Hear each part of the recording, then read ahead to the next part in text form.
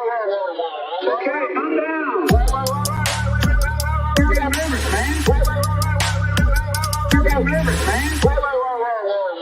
Okay, calm down.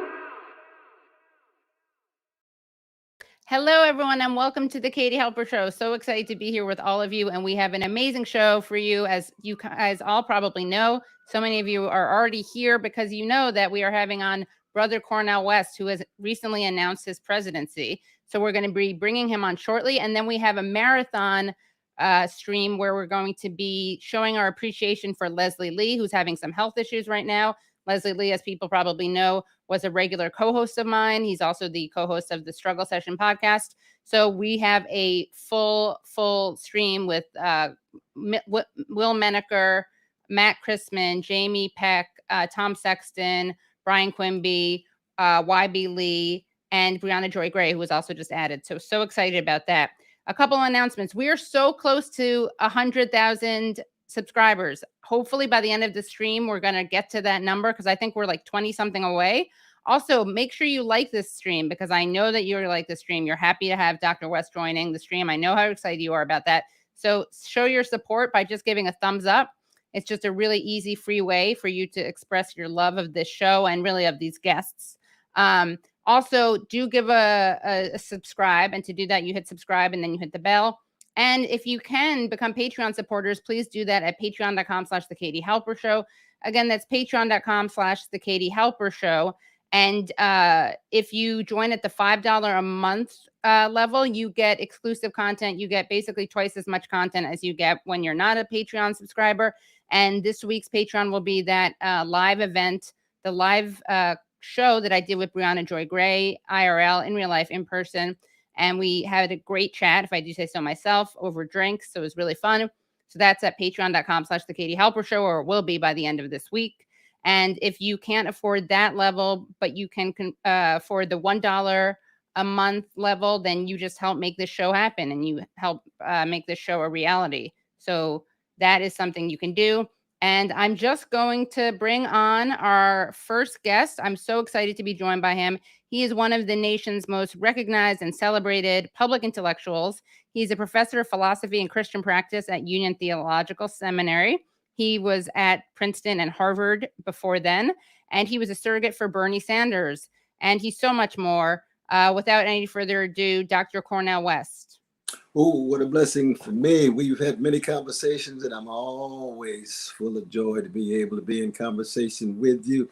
And I send my best to your precious mother, who I met there with Roger Waters. Waters, my dear brother, and yourself and so many others, Lee and Ryan and the others, for Julian Assange. Yeah, that was great. We had there brother Randy. Randy was the Randy Credico, one of his nights for Assange, and we had a great night. And Brother Cornel spoke, and Margaret Kimberly was there too. Margaret was there, and from Black Agenda Report, and Roger Waters was there, and he played at the piano. It was really moving. And then, of course, Dr. West spoke and was very rousing. And I did some stand-up, so that was a great night. And my mom was there, so you guys met there. You did some marvelous stand-up, and Brother Roger sat there and played the piano almost with his eyes closed. It was beautiful. It was straight from his heart, straight from his soul. Yeah. And he's always been a freedom fighter and a serious justice seeker. Yeah, and of course, because of that, always smeared. Yeah, isn't that the truth, though? Yeah. But he's been given the same show all these years, and then all of a sudden now they come at him tooth and nail, though, huh? Right. It's wrong. No, he's got to stand tall, but he's got to be an artist too. An artist always has to have the right to express themselves creatively.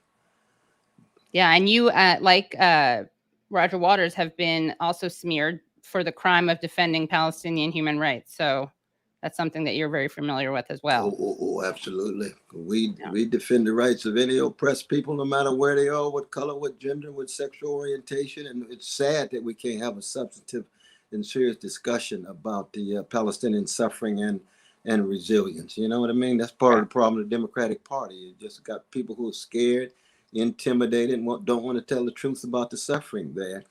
But we will never, ever sell any oppressed people down the river. And we will never, ever sell our precious Palestinian brothers and sisters down the river. I remember watching you at the Democratic platform meetings, and you spoke at the mic and you said it's time to free Palestine, and there was a lot of applause. It was kind of a watershed moment to hear the issue of free Palestine even debated at a Democratic platform meeting. No, we had some wonderful cacophony of voices there, though. Yeah. And appreciate your voice. You've always been strong on this issue as well. Yeah. I salute you, my dear sister. I have the luxury of being called a self-loathing Jew instead of an anti-Semite. That's Good such a God privilege. Almighty. Yeah. Lord. No, you stand for truth, justice, and preserve your integrity and embrace all people equally and keep on moving. Thank you. That's so nice. Well, that means so much coming from you, really. I wanted to ask you, of course, about your presidential run. And there's some exciting news, I believe. So last week, Chris Hedges, friend of the show, Chris Hedges, said during an event for Workers Strike Back, which was organized by Kshama Sawant, he said that he wanted you to run as a Green Party candidate. And you, of course, when you announced you were with the Movement for the People's Party, the MPP. Do you have an update about this? Oh, yes. No, that process is very much in movement, and I look forward to it. I'll always have gratitude for the tremendous work of the volunteers of the People's Party and so forth.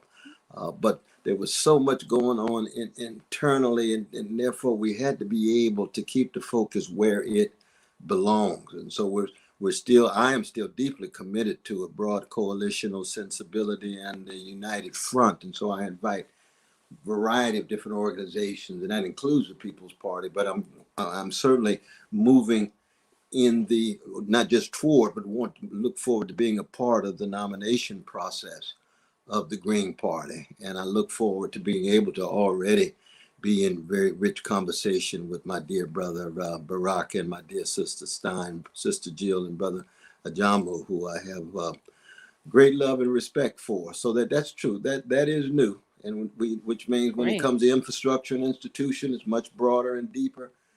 Access to the ballot, much broader.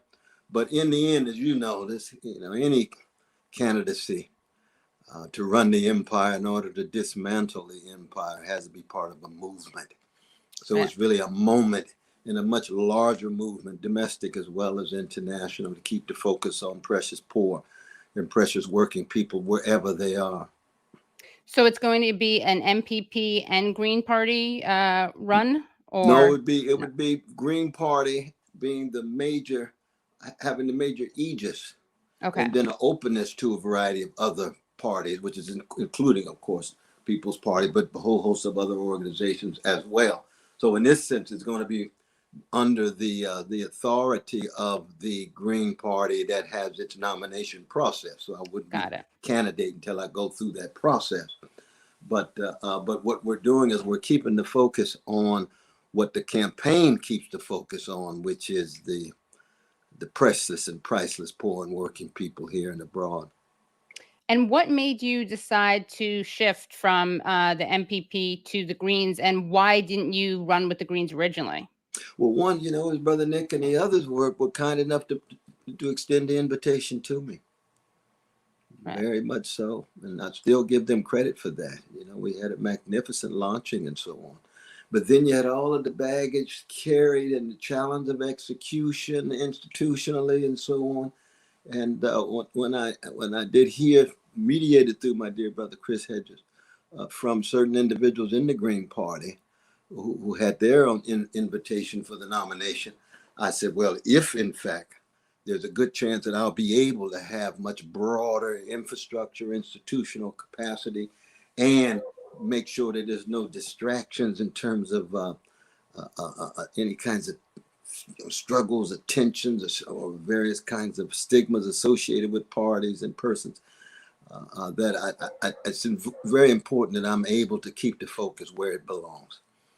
And also you have ballot access, right? As a Green? Oh, yes. You're starting off with almost 20, and then you can have another 21 in a matter of a few months, whereas we were starting with, just one or two.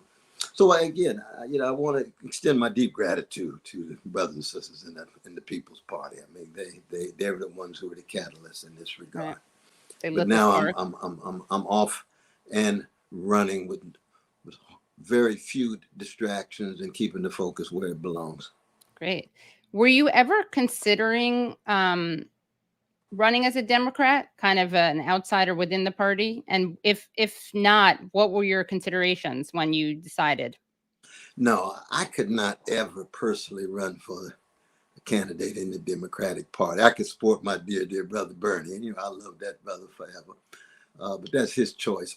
I would support, Nina and others in the Democratic Party. But no, that's like asking a jazz man to play in the military band. I got to bring my flat notes. I got to bring my freedom. I got to bring my improvisation. I need some swing in the band.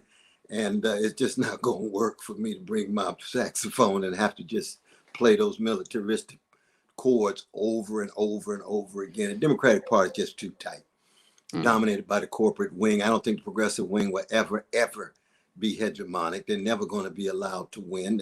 They're window dressing of a corporate party for the most part. And you and I know there's some decent people in the Democratic Party, and God bless them and be with them. But they're never going to be able to go too far. And we saw that with Brother Bernie. He was just treated so unjustly, so wrongly, and I just hated the fact that he was treated that way. He's just such a decent brother in so many ways. But he decides now, he's going with Biden. He's going with the Democratic Party. But he's still got his heart in many ways tied to working class people. We love that about him. But we have deep disagreements in terms of the capacity now of the two-party system to actually speak to the needs of poor and working people, let alone the militarism that the Democratic Party is tied to with the various adventurous activities abroad. I mean, look at that debt ceiling agreement. Isn't that something? Pull Right, which back was from the poor and hailed as a expand victory. military. Exactly. Right. You can make a deal with Manchin for the pipes with ecological collapse taking place, working class and poor communities being devastated, and yet you can't make a deal with him on the filibuster to make sure voting rights are reinforced for black voters and others. I mean, it just shows that Brother Joe Biden, he's just so tied to the corporate power. He's just so tied to the wealthy elites that it's an afterthought when it comes to poor and working people. It's a sad thing. I'm going to ask you more about your run, but I'm curious, backing up a little bit, you were a supporter of Barack Obama and, of course, at that time, his running mate, Joe Biden, and then you became a critic of Barack Obama. So what changed? Was it seeing what he did, or did your own politics change, or was it a combination? Well, to tell you the truth, I've tried to have a consistency since we shut down the high school system in 1968 when Martin Luther King Jr. was shot down like a dog, and Bobby Hutton was shot down 2 days later by the Oakland police. And that was always, how do you keep alive the struggle for poor and working people? So when Barack Obama called me up and he gave a speech, talking about he believes America is a magical place. And I went on TV and said that this brother's going to have a Christopher Columbus experience and discovers nothing magical about America. That in fact, there's people here, there's suffering people, there's structures of domination here. So he called me up, we had a long talk. And I told him, I said, look, I'm trying to keep alive the legacy of Fannie Lou Hamer, Martin King, Rabbi Heschel, Edward Said, Chief Joseph, Muriel Rukeyser. We can go on and on. Those are the ones that inform me. Luisa Marino, one of the greatest freedom fighter, Latina sister who was deported from California, went to Guatemala, to the United States, overthrew a democratic regime in Guatemala. Then she had to go all the way to Brazil. Well, from that tradition, I had told Barack, I said, I will be your critical supporter. I'll do all I can to push you across the line. And when you win, I will break dance for about 10 minutes and be your major critic. And I was true to my word. And he knew I said that. And I said it twice, because I did it twice. Why? Because I wanted to make sure he pushed aside the right winger. But I just felt, and it thoroughly confirmed, too close to Wall Street, bails out Wall Street rather than homeowners. Expansion of the surveillance state. War crimes with drones being dropped on precious brothers and sisters in Pakistan, Libya, Somalia, and so forth. No talk about mass incarceration at all. No talk about poverty. Brother Tavis Smiley and I went on 2 poverty tours and got, they tried to crush us and push us over the edge and so forth. How can you be critical of the president? He's talking about the middle class. That's the best he can do because of the constraints. No, we got to be free. You start with the 40% of black children in poverty. You start with the 29% of all children in poverty. You start with poor people no matter what age, and then move to working people, support the trade unions, living wages, and so forth. You protect the precious trans, precious gays and lesbians and so forth. It took him a while to even do that. Man, Biden was ahead of him on that. Right, exactly. We give Brother Joe credit in that sense. So that from the very beginning, I tried to be consistent. And that's why, again, I've always felt that, unfortunately, the corporate wing of the Democratic Party is the wing. And there'll never be a way of speaking to the issues of militarism abroad or poverty and working people at home and substantive support of trade unions. We're going to see that this summer. We already saw with Biden with the railroad strike. But we're going to see it this summer with UPS. We're going to see it this summer with the Teamsters as they bring serious power and pressure to bear on the bosses. And the Democratic Party is just found wanting in that regard. And we, the neo-fascism of the Republicans, we just have no expectations there. They're very dangerous indeed, but you never defeat fascism with milquetoast neoliberal centrism. Never. You got to get at the roots. You need vision. You need passion. You need people on the move. You need movements to push back fascism. You can never, ever have caretaker neoliberal governments saying, we are pushing back fascism. No, fascism is on the move. It's just a matter of time. You have to have an alternative vision. That's why I'm going straight into Trump country. I want to talk to those vanilla brothers and sisters. I want to tell them, I know you're hurting. I identify with that need to overcome that pain. I know you're not being treated justly by the system. I understand that. Now let's not scapegoat the most vulnerable. Let's confront the most powerful together. Right. And that's, again, that's just what Martin King was talking about. That's what all of the great figures concerned about, bringing people together in terms of solidarity against the powers that be. Yeah, I mean, that was one of the things that would always frustrate me during the 2016 and 2020 when people would compare Trump and Bernie and say they're the same opposite sides of the same coin because they were both speaking to people's pain. But one of them was saying, I know you're hurting, blame Mexicans and Muslims. And the other one was saying, I know you're hurting, don't blame Mexicans and Muslims, blame the people who are actually responsible for your hurting. That's which is exactly right. A huge difference. Yeah. And then the right-wing populism ends up reinforcing the militarism, reinforcing corporate power, reinforcing predatory capitalist processes that are unregulated, because Trump and others are as tied to those as anybody else. But they're out there speaking to that pain.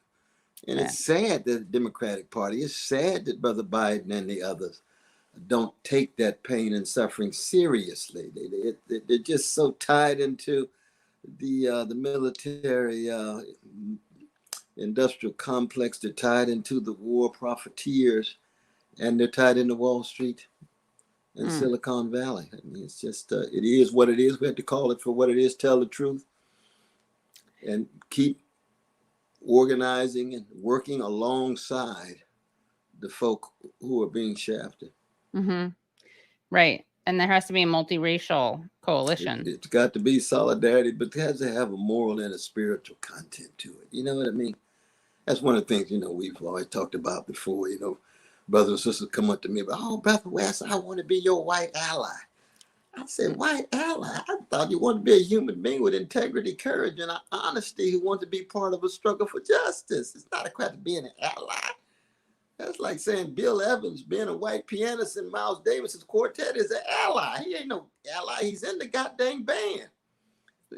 Oh, now we'll have the white ally play his solo. Now, Bill, you play Coltrane just finished. I mean, what are you talking about? Sly Stone, he got the white brother playing the drums. You think he's an ally in Sly Stone's band? No, he's in the motherfucking band. Our movement is like a band, and people come together. It's like our head on the piano with Dizzy Gillespie. He's a white brother. Dick Hyman. I mean, they in the band, y'all. Right. And we have to have that sense of being in it together. You know what I mean? Right. It's crucial. Yeah. Right. Yeah. That's important, I think. And you can't really, there's a moral imperative and a spiritual imperative, but it's also just for people who don't even care about that. It's a numbers game also. Well, yeah, that's true. But that's true. That's very true. And but the thing is that what's wonderful, I think, about the moral and spiritual imperative is you're going to do it no matter what the numbers say anyway. Right. Right. You see what I mean? So that's what kind of keeps you going. But you're absolutely right. The fact that the demographics are shifting too makes a difference. But in the end, it's just because this is the kind of human being I want to choose to be between womb and tomb. Right. It needs to be a big enough movement that we can't really afford to not have everyone be part of it. That's right. That's exactly right. And so how have you had success? Have you had success? I'm assuming yes, because you're such a great speaker, but how are you able to reach people? Have you been able to convert people who were, let's say, seduced by Trumpism? Like, have you been able to reach people and speak in their language in a way that got them to shift how they see the world? Well, it's a beautiful thing. I was just at the restaurant with my beloved wife, Anahita, and we had a brother come up to me and say, as he's handing the food, "I'm with you, Mr. President. Voted for Trump last time. I'm with you now." Ooh. See, I think you're honest. I think you're so-and-so. Now, we didn't go into the whole analysis of Antonio Gramsci and so forth and so on. No. But it was just that sense of people being open, people being willing to listen, concerned about those who are including them and speaking to their needs, because they know I won't for a moment put up with any kind of xenophobia. They're going to trash our precious trans. They're going to trash precious gays and lesbians. They're going to trash Arabs, Jews, Muslims, immigrants. They're going to trash black folk, indigenous folk. No, I don't have a minute for that. But if we're talking about coming together and confront the corporate elites, confront corporate power, and how politicians are so tied to those corporate powers, that's where we're headed. And we had talked a little bit about that with the brother who was handing me and just telling him whether he's being treated with dignity on the job and any help I could be for their unionizing and so forth and so on. That's the kind of spirit I think we need. And that can become more and more contagious, though. And I've been very blessed to have access to wonderful podcasts like yourself. I just did Margaret Kimberly was just talking about. Sister Mark just did Tim Black. I just did Sister Savvy. But also Jake Tapper had me on last week. Right. You know what I mean? And Fox will probably have an openness. I'll go wherever I can with the same sensibility, same temperament, same personality, but most importantly, the same moral and spiritual core, putting poor and working people at the center of things. So one of the disadvantages, obviously, I mean, I see the obvious advantage of running not in the Democratic Party, but one of the downsides is that you don't have access to a debate stage. So how important do you think that is? Are there any ways to get around that? And if not, how can you get through both the media blackout and also the debate blackout, I guess? Well, I think these days, with social media, well, you can reach millions and millions of people outside of corporate media. I mean, I declared with Brother Russell Brand. Right. That thing got out all around, you know what I mean? So that yourself, and then there's, just the legendary Sister Amy herself, who's already, had me on and so on. But Amy there's so many other, thank God there's been a certain kind of decentralizing in the media so that yourself and the others are really out there. You got the subscribers, you got far beyond the subscribers, the hearers and so on. And so there is a sense in which those channels on TV no longer are as hegemonic. If I can gain access, fine. But thank God there's been so many others who are open. And I'm doing 6 or 7 a day at a minimum. Wow. Yeah. Oh, yes. On the move. You know, jazz man in politics got to hit it. Stay on the move. Blues man in the electoral world, you got to hit it. Stay on the move. And if you were president, what would be some of the things that you would enact in terms of policy? Well, I would begin with using the bully pulpit and say that the Gilded Age is over. That organized greed and institutionalized hatred and routinized indifference toward the plight of the vulnerable is over. That the American imperial sway around the globe, acting as if it has no accountability, is over. So that's at the level of vision. Then I would say, now, given all the resources that we have, what is it, 1.5 trillion going to military, in addition to State Department, in addition to Homeland Security slices and what have you, major cuts for redistribution downward. Taxes, of course, very difficult to ever execute because the well-to-do have very clever lawyers that have various tax loopholes and tax evasion strategies and so forth, but taxes would have to go up in a significant way. And people would feel as if, for the first time in a long, long time in American history, that poor and working people would be integral at the center of policy. I told my beloved wife, I said, if I win, when I win, I don't even want to go into the White House and tell everybody has a house. Just to send a sign. So you see all these precious homeless folk out here, we're going to get them a place before we move in. Wow, what's going on? That's just theatrical. That's just performance. Well, no, it's a little more than that. It's a reshaping of the priorities. And you remember that's what Martin King called for, a revolution in priorities that goes toward a revolution in actuality. And revolution is always what? The sharing of power, the sharing of resources, the sharing of dignity from the bottom up. Those Frantz Fanon call the wretched of the earth. We would say the precious wretched of the earth. And that same message would be heard in Latin America. It would be heard in Africa. It would be heard in the Middle East and so forth. So it would be a very, very different sensibility. In regard to the Ukraine, you see, I would be the first to say the United States reneged on its promise to not expand NATO. We promised Gorbachev and others we wouldn't move 1 inch. We were not true to our treaties. It looks like the treaties we have with indigenous peoples. We were not true to our treaties. I want to reintroduce America and the world to the best of America. What is the best of America?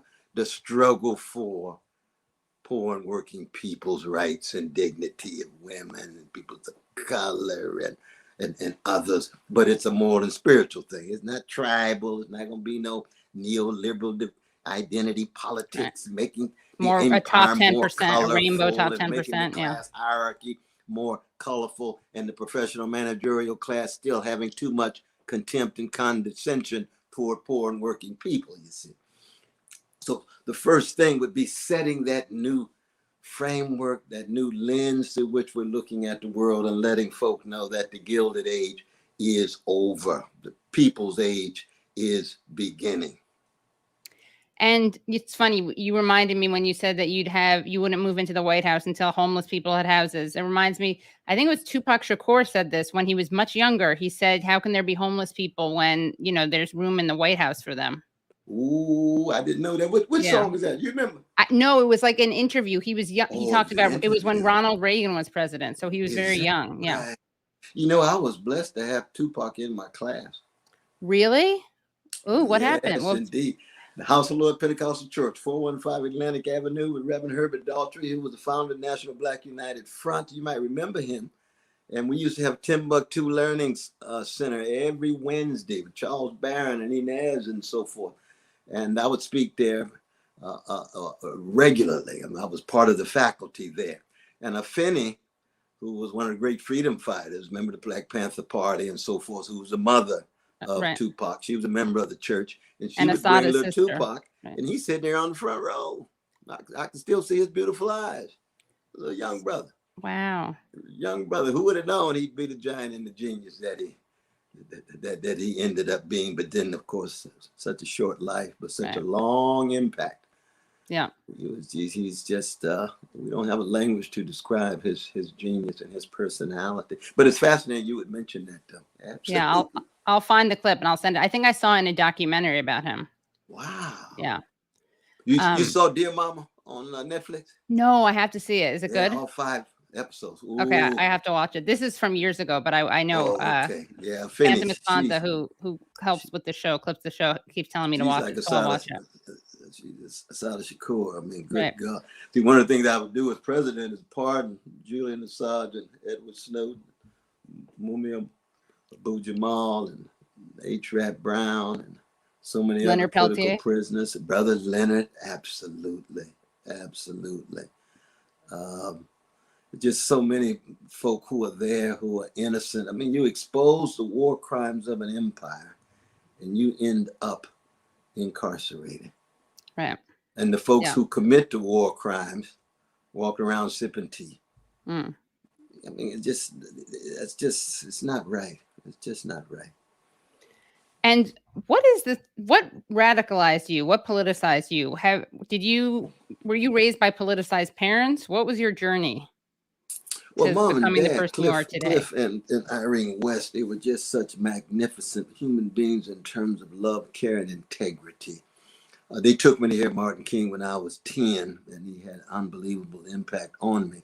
But I wouldn't say they were political. They were just some decent persons trying to make sure that their children loved others, treated others right. So the West family and Shiloh Baptist Church went hand in hand. Reverend Willie P. Cook, Deacon Hinton, and the others. Now, the Black Panther Party happened to be right down the street because I'm on the chocolate side of town. And so in many ways, it was the Black Panther Party. It was Emory Douglas. It was Huey Newton and Bobby Seale and Bobby Hutton and some Erica Huggins and the others who provided at least an understanding of the history of oppressed people, not just here, but around the world. You see. But being a jazz man too, you know, when it came to the Soviet Union, he didn't treat the Jewish brothers and sisters right. I can't hold my voice back. You didn't treat the peasants right. I can't hold my voice back. Too much repression. I can't hold my voice back. Oh, but we're supporting Mandela. I like that. So I can come together and you struggle against apartheid in South Africa, the Soviet Union, but I have to be critical of your structures of repression and domination at home. You see. And so I never joined the party because they were so secular and atheistic, and I've always been a Jesus-loving, free Black man, you see. So we worked so closely together, breakfast program, prison program. Even when I was in college at Harvard, I was part of the prison program, breakfast program at Jamaica Plains, and the prison program at Norfolk State Prison where Malcolm was. And I've always viewed that as tremendously formative for me. So in that sense, you can see the combination of West family, Shiloh Baptist Church, Black community. And of course, I ain't got to the nightclubs yet because, you know, the music has always been crucial. So it's Curtis Mayfield, Nina Simone, Aretha Franklin, and Donny Hathaway, and all the other great ones. So that's a part and parcel of who I am. And in regard to your own artistry, I got a lot of Richard Pryor and Moms Mabley and Dick Gregory in me. I really do. And they are free human beings that could laugh at themselves and laugh with others, not just putting others down. You know what I mean? Punching and up, that's not so down. crucial. Yeah. I mean, you know, a sense of the comic and humor is so fundamental to our humanity. And I've always viewed that as a gift that I received in growing up, to be grounded in that tradition of those towering artists. And we can talk about Lenny Bruce and George, what Carlin, is that his name? Yeah. George, Yeah. genius that he was. Yeah, right. George. And the others, absolutely. And do you have a running mate picked out yet? No, not at well, all. I offered Bernie. I offered to be his running mate, so I'll make the same offer to you. Don't tell anyone else, though. I don't want other people to think they can get it so easily. I love it. Indeed, indeed. But we And shall be in rich dialogue with you and your precious mother and your comrades and others, true, because right? we That are would be in fun. this together, Sister Katie. You know, this is. And I think I talked about this in the stand-up I did that night, but my mom was been an activist for a while. One of her ex-boyfriends, who's still a good friend, is Dennis Mora, who was from the Fort Hood Three, the three men who refused to go to participate in that unjust and immoral war and went to jail for 3 years for not going to Vietnam. And Right. then before that, she dated Marion Barry, who she met Yeah, at a you core you meeting. mentioned Yeah, that to yeah, me. And see, in those days, Marion Barry was a courageous and yeah, visionary freedom yeah, fighter. This is with SNCC. yeah. Right. Back to the SNCC days, very Yeah. much so. But it's interesting when you look at the trajectory, so many of those courageous freedom fighters in the 60s who become neoliberal politicians tied into corrupt networks. And on the one hand, know that they've moved to the center Right. and the right, but are so locked in. You can imagine, you know, how tension ridden that is, but still it's a way of not really being able to speak the truth Mm-hmm. to your earlier self. Right. And what about, can you talk a little bit more about the proxy war in Ukraine? It's something that I think a lot of people who I usually agree with politically, there's kind of a split on the left, I would say. For some people on the left, the whole role of NATO or the way that the United States, I would say, provoked this. I'm not justifying what Putin did, but I think it was provoked and it was avoidable. Chris Hedges, our friend, Yes, said that was yes.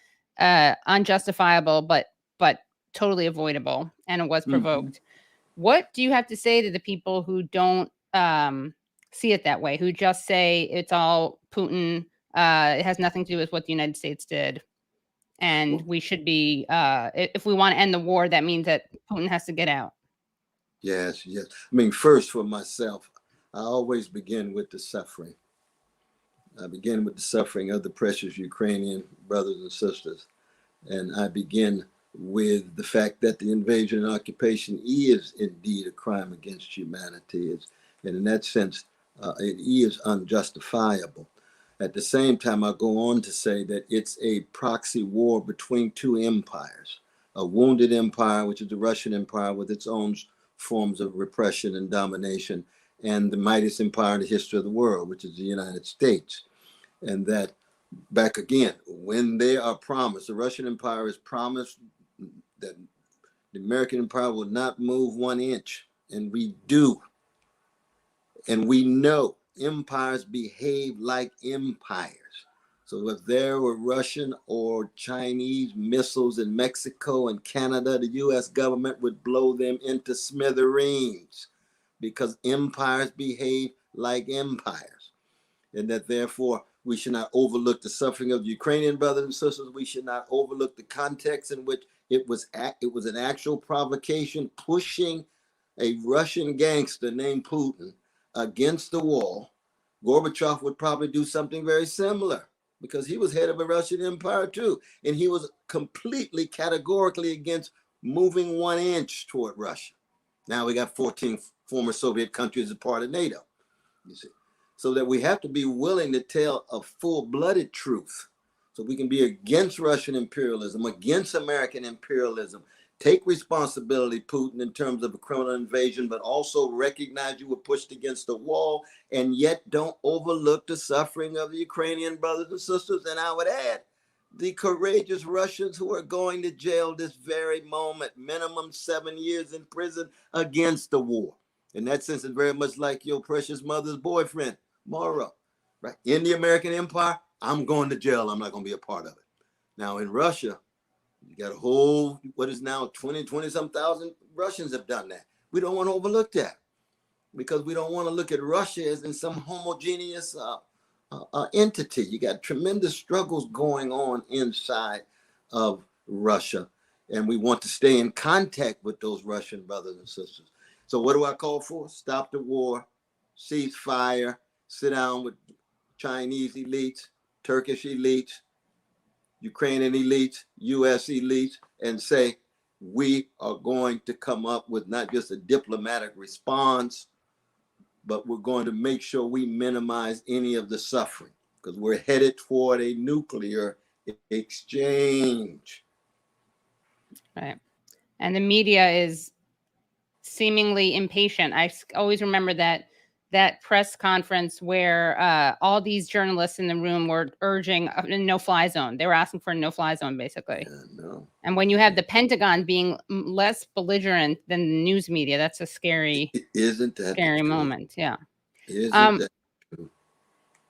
Two more questions for you, because I know you've been so generous with your time, and I really appreciate it. And I definitely would love to have you back. And I want to talk about the Joshua Heschel tradition, because I know he's one of your heroes, and I'm so curious to hear you talk about him. Abraham Joshua Heschel, yeah. Absolutely. What do you say to the people who are already calling you a spoiler? I have stuff to say to them, but I'll let you speak for yourself first. Maybe I'll say the stuff I have to say to them after you're off the screen, because you are a religious man, and so I want to be polite in front of you. But I'm looking at you, Joan Walsh, perhaps, saying you've no business running, no business. She comes out swinging, though. Yeah. I'm telling you. What do you have to say to those people who, and also the people who still blame Ralph Nader for George W. Bush, and then? Well, I'll ask you the last question after that. I don't want to. But I just find it quite amusing that the Democratic Party could produce such mediocre and milquetoast candidates. Gore could not carry his own congressional district in Tennessee, but no, he doesn't bear responsibility. Right. Brother Ralph was one of the towering figures in the history of the country in terms of his commitment to poor and working people. Or same with Sister Jill. She gets what, 1.07% of the vote with Brother Baraka, but she is responsible for. I mean, you say to yourself, please, though. I mean, it's as if they think these neoliberal candidates own votes. Right. So you're taking my votes. No, you have to earn them. Right. You have to earn them. Generate some policies that steal my thunder. Right. Cut back on your militarism. Where's your anti-poverty? I'm an abolitionist when it comes to poverty. I know you won't be an abolitionist. Well, you cut child poverty in half. I give Brother Biden credit for that. That was very important. During a moment of tremendous crisis, the relief bill cut child poverty in half. The bill expires. Child poverty goes right back up again. See, you say, please. You know, I have no patience for this kind of indifference and nonchalant attitude toward vulnerable people, no matter where they are or who they are. So in that sense, I would say that democracy means following the anthem of Black people, which is lift every voice. And lift those voices in such a way that you have a robust debate. And there's always important practical reflections, but it can't be so Machiavellian that it cuts off all alternatives right away.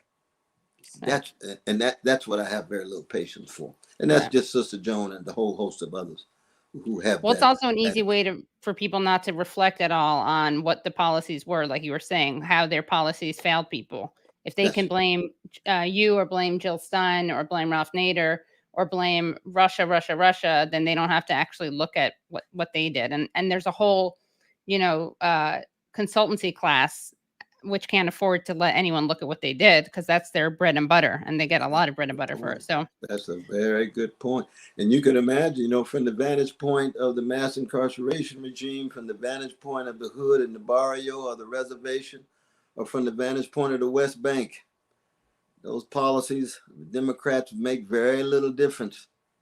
With Republicans, very little difference. Now, there is a difference between a neo-fascist catastrophe and a neoliberal disaster. There's no doubt about that. But it's a difference that in the end doesn't make a big enough difference when we're trying to talk honestly and candidly about the unfairness of the system as a whole and the unfairness of U.S. global hegemony that has little to do with empowering poor and working people and nearly everything to do with profits, and geopolitical power. And two final questions. One is, what do you think of the current Democratic field? So we have obviously Biden, Marianne Williamson, and RFK Jr. And then, barring winning the presidential election, what is it that you want your candidacy to achieve? Well, I want to make sure that we create examples in our words and deeds to create a space, an expanding zone to show how the corporate duopoly and the two-party system impedes the empowerment of poor and working people here and abroad. We either win and show that, or if we don't win, our example will be one that has created or broadened the zone and the space for that. I think that's one thing. Your other question had to do with the current Democratic field. Oh, so the current Biden, field. obviously, Marianne Yes, Williamson, yes. and well, Sister RFK Marion, I Jr. was just with her in Cambridge a month or so ago, and I'm glad her voice is there, very much so. I am glad her voice is there, and I told her so. We talked about whether I was going to support her or not, and I already was wrestling with this, but I couldn't tell her or what have you. RFK, I've always liked Brother RFK. We worked together in his magnificent efforts to deal with environmental racism and so on. But he's already been exposed of not having any spine when it comes to the Israeli occupation. I don't understand what happened. You mean voices or a lobby or just hanging out with a Jewish brother, Jewish rabbi can lead you to render invisible the social misery of the West Bank and Gaza, and you're going to say that they've never ever killed babies, knowing they were doing it, and 551 of them killed between July 8th and August 26th of 2014. More babies killed in that short amount of time, nearly than the Ukrainian war. And all of those are war crimes. Russian war crimes, Israeli war crimes, U.S. war crimes in Vietnam and Iraq and so forth, you see. So you say, come on, RFK, brother, you're disappointing me. I mean, of course, we're always going to have disagreements and things, but it just shows to me too early a certain spinelessness. Now, some people are saying, well, he's learning. Okay, that's fine. All of us in the process of learning, but he's had a chance to think this thing through, and he's a brilliant man. You see, so if we have deep disagreements, then we really need to intellectually and morally fight this thing out. But if he's going to tell what I consider lies, killing innocent people and babies, they never thought that they were doing it, never intended. Please. We were born at night, but not last night, RFK Jr. If you want to side with those who are indifferent to the suffering of Palestinians, just say so. You don't have to lie to us, just say so. But remember, as Rabbi Heschel says, indifference to evil is more insidious than evil itself.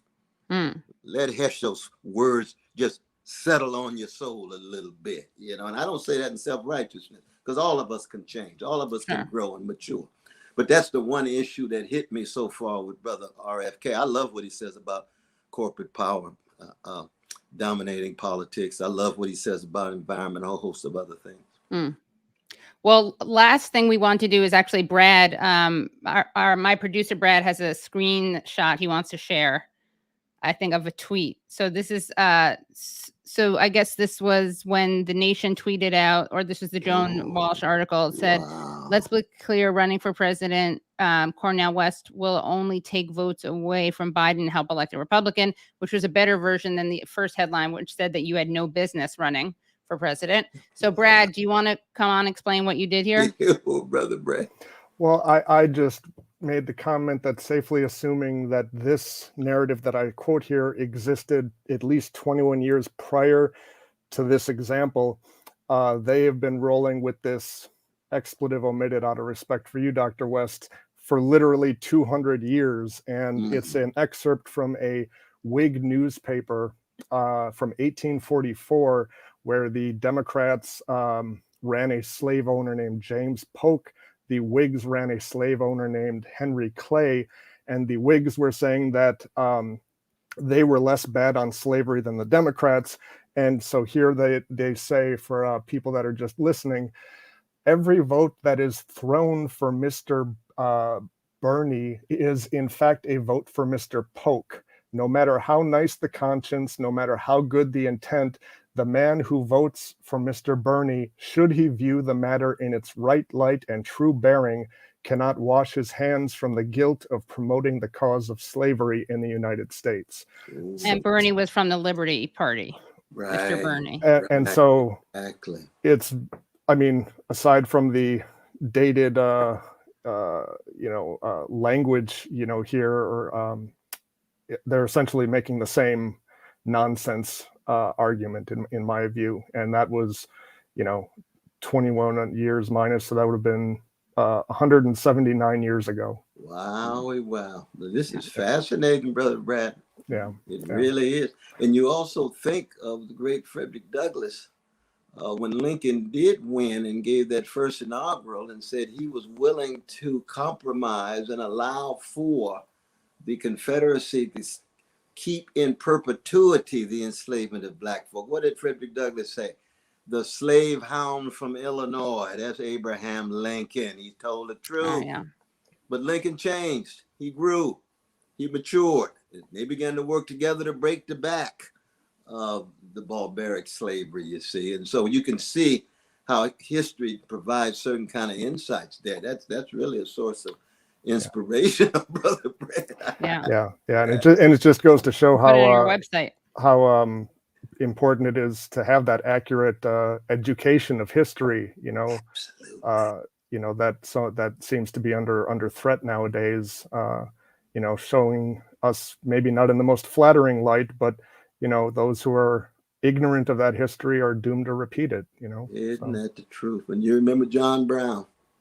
Absolutely. He's saying, it looks as if the only way to do this is in blood. I was looking for another way. I can see there's no way. I'm willing to take my own sons. And I tell my black brothers and sisters, I say, I love you to death, but John Brown is like Bill Evans on that piano. He ain't no white ally.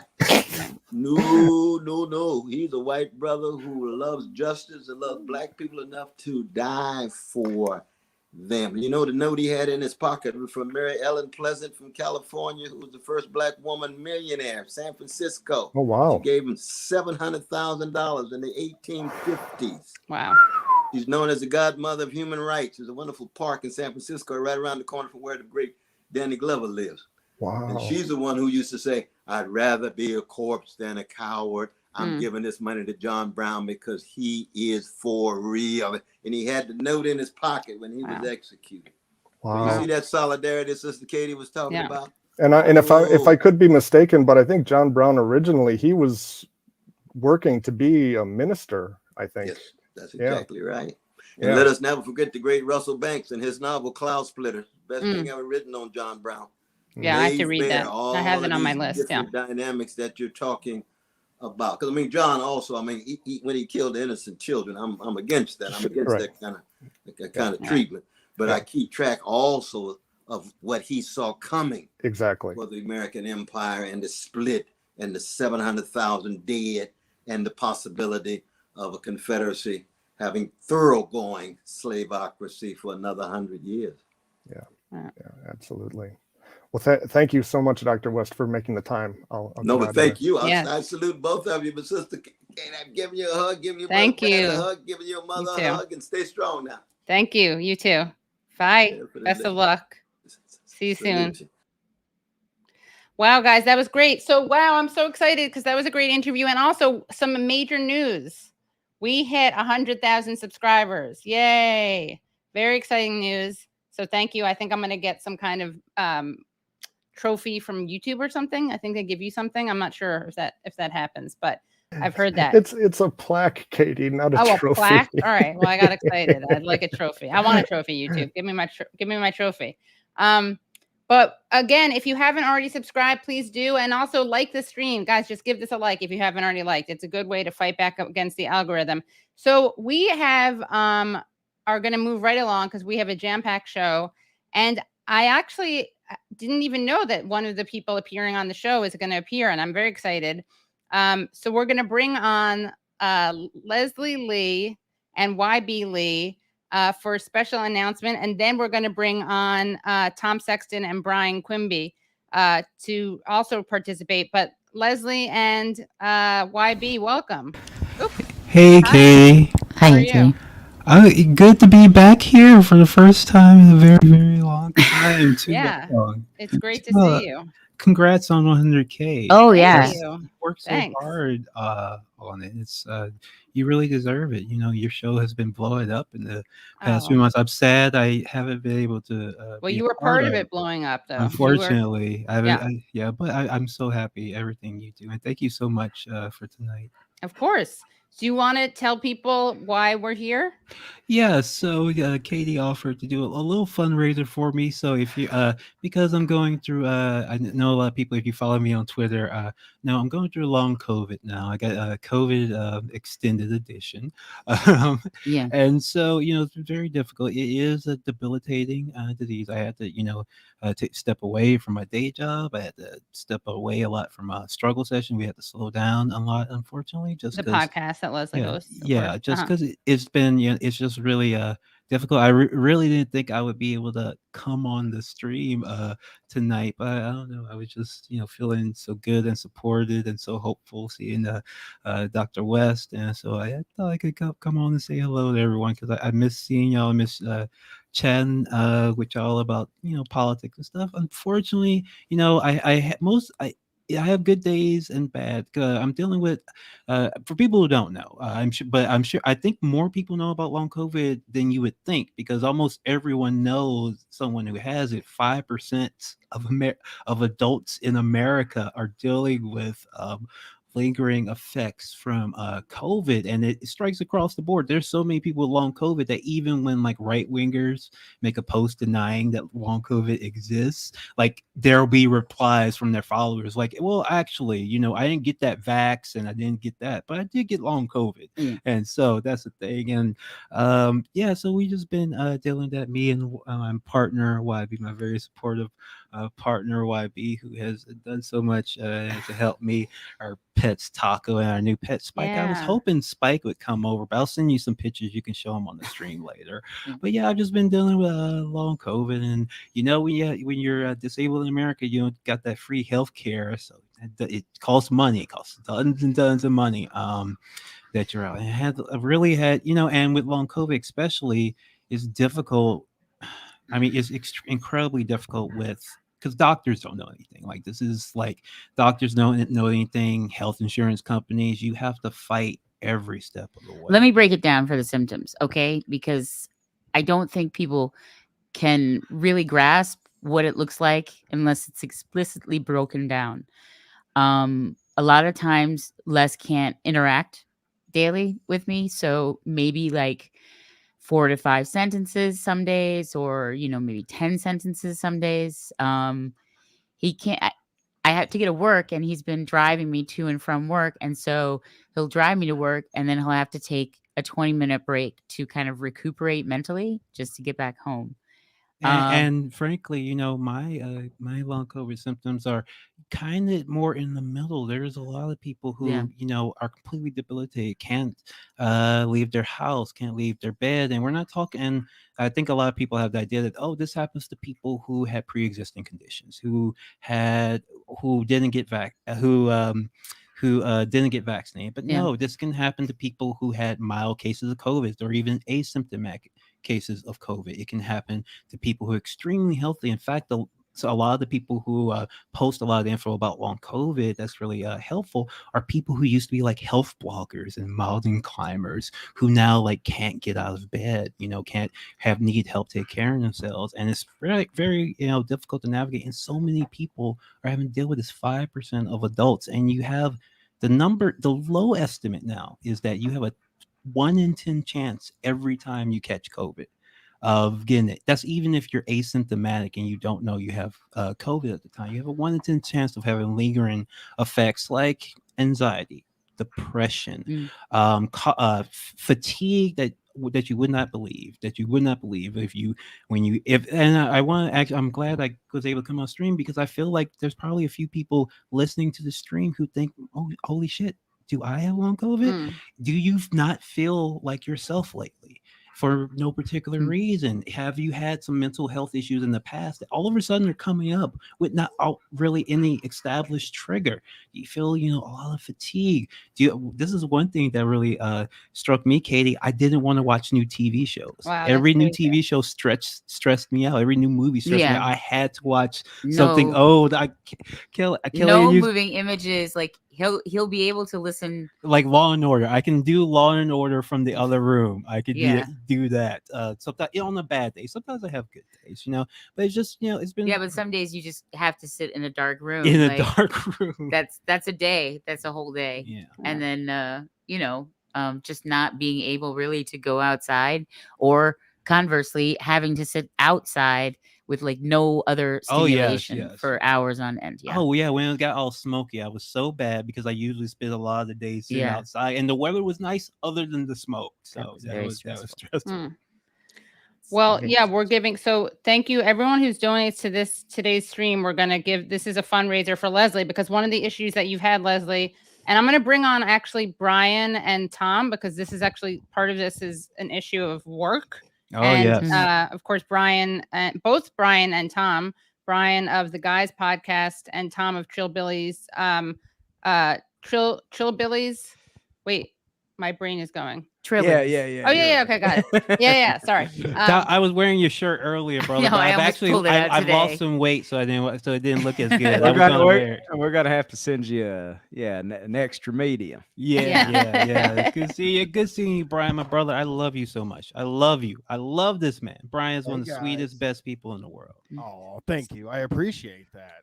And You're a sweet man too. One of the issues that you've had, I know, Leslie, is that you it's been hard for you to get the disability. Oh yes, we gotta talk about this. Y'all gotta hear this, because I swear 1 in 10 of you at least will be going through this. Yeah. Okay, so Same. when you get long COVID, your doctors don't know shit, and they're gonna send you all the way around the world and give you a bunch of tests that they know aren't going to show anything, and it's a big struggle and big hassle. You have to get on it as 7 soon as months. possible, because a lot of I'm sure you probably talked about this on Street Fight, Bryan. So when your workplace says they have accommodation for you, oh, we give you free counseling if you get sick. We have this, we have that, we have disability. What they often do is they have something called an EAP plan. And it's like an insurance company, right?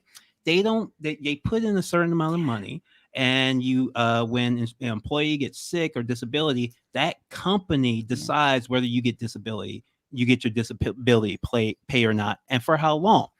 Issue is, those companies don't have all that disability money sitting around. Like, they're an investment firm like anything else. So when you have a mass disabling event like long COVID, where 5% of adults have lingering effects, if everyone who had long COVID got their disability benefits, all those companies would go bankrupt like immediately. So what they have to do is deny you and stretch it out and give you hell. And here's the really scary part about this. Like, when you have lingering effects of long COVID, if you try to work through it, which almost everyone does, if you tell yourself, oh, I'm just depressed, or I'm just lazy, I'm going to keep going, It gets worse. It gets worse. It makes it worse. That's what happened to me, frankly. I was even I'm a middle school teacher, and it has all. In middle school teacher, you have to talk a lot. Obviously, students, you have to do a plan. You have to do a lot of work after school, and I was doing this, and I just ran myself ragged. I was even doing like 1 day on, 1 day off, and it was too much. That was and when I basically like broke myself, and this every long COVID case you hear, this is what happens. People try to work until they come to a point where they absolutely cannot work. They're out for a couple months. They try to come back. Same thing happens. They're out for years. It's a really thing. And work is like a real big problem. Like, I think there's very few jobs you can still do depending on your long COVID symptoms. But I think a lot of people are like faking it and going through it. And it's so terrible. or for losing them their and job. or losing their job because they're fucking up at work, because their brain isn't working correctly. Like that sort of thing. Like, I had so many issues at work. Like, I wasn't keeping on top of like emails about stuff. I had trouble counting to like 20, that sort of thing. Yeah, I mean, I don't know if I guess like I probably would have had people calling this whole time, but I stopped, taking calls and January. So, but I mean, I believe it. I know we talked to so many people who had trouble even just. We had talked to people with broken legs that couldn't get disability. So I can't imagine that it's easy to get now. Oh. Well, as I said, we're gonna donate. Make sure you donate to tonight's soup. Just give super chats, and also you can. Brad's gonna put these up on a banner, but you can donate. You can become Patreon supporters of Struggle Session. So that's patreon.com/struggle session, and also Cash App and Venmo. Right? It's Leslie Lee. Oh, yeah, LLEEIII on Venmo, Okay. Cash App, PayPal. Yeah. And we'll have Brad is going to put that in the banner, so we'll have that.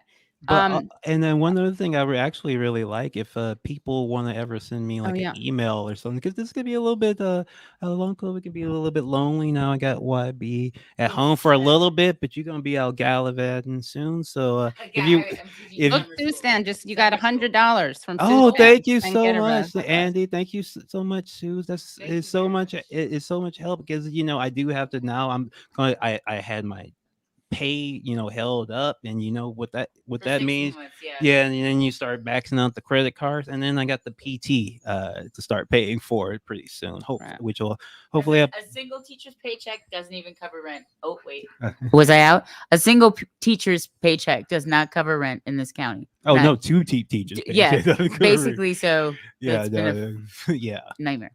Yeah, but thank you so much for the help. But yeah, I was saying if people want to just send me a DM on Twitter or send me an email at thestrugglesession@gmail.com. I'd love to hear it. Loneliness is a big problem with long COVID. And please check on your friends. Do you have a friend who seems like they've been off? Or are you going through something? Yeah, are you going share that with Leslie? Yeah, you have a friend that's been going out. Check on them. Ask them, like, are they depressed, or is it something else, going on, something deeper? Please check on your friends, because it's going on all over the country and it's affecting, almost everyone. Everybody's going to know somebody with long COVID. Yeah. Well, thank you for coming by, and we're going to be streaming for you tonight. So we hope you enjoy it. Yeah, and I know that we're going to basically, it's going to be like it's going to be for Leslie, but we're going to just be talking with guests about what we talk about with them anyway, right? Yeah. So, yeah. Thank you so much. I'm excited to sit back and watch it. Thank you everyone so much for the nice messages in the chat. I really, really appreciate it, and all the support from as you see. One of the issues is aphasia, having trouble talking, but I know I have good days some days, and some days we do struggle sessions, so make sure to listen to it. You gotta subscribe. If you don't got money, you can ask me. I'll hook you up with the bonus episodes. We got tons of episodes of Bryan. Tom, we have not done this proper struggle session episode. It's insane. We did a live episode. We share a podcaster between us, and we need to need to make that happen. And Katie, we haven't had you on in a while, but I'm draining now. We got to take care of the dogs. When's the bug main set? They want to know. When's the bug main set? I don't know. I gotta get. We've had Bug on. We had Bug on a little while ago. Bugmain is a musical artist. Everyone, please listen to him. I actually want Bugmain to do the next struggle session theme song. Brendan James really helped. Did the last one, and Intellectual Dark Wave did our first one, but I think our next one might be Bugmain. Nice. Wow. All right. Thank y'all so much. I love y'all so much. Thank you so much. We love you, Leslie. It means so much. It means so much. Of course. And we'll have you back on soon. Thank you. Whenever you're feeling up for it. Thank you so much. Okay. All righty. So Tom, sorry, I'm managing something. So, 1 second. Can you DM that? No problem. Okay. So, okay. So, Brian's gone. No, he's there. He just went over. So guys, tell us, for people who don't know, you probably do know, most of you guys watching probably know this, but Tom Sexton, tell us about your podcast. Bryan, tell us about your podcast. Also tell us about how you met Leslie. Well, I met Leslie, I think in 2016 at the RNC, at the one in Philly, the Democratic National Convention. Yeah, I met him there, and he toured with us for he did a tour with us, like a Midwestern 4-date tour. Him and Jack and me and Brett did that, and then you know, I've done a lot of podcasts with him in the past. I've guested on his show. He's guested on a lot of my shows, and you know, he's a good guy. He's funny, and you know what? He's a fighter. Like literally, he fights. And he's a good dude. So send him some money, everybody. He needs it. Oh. And my podcast, personally, Guys, which is a podcast about guys, is literally just me making fun of guys. You know, we pick a type of guy. You know, sex guys.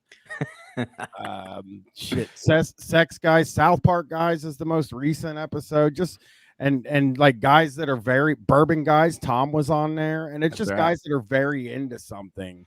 And I go find where they congregate online, and you know, we'll read articles about them. We'll read them talking in forums and stuff like that.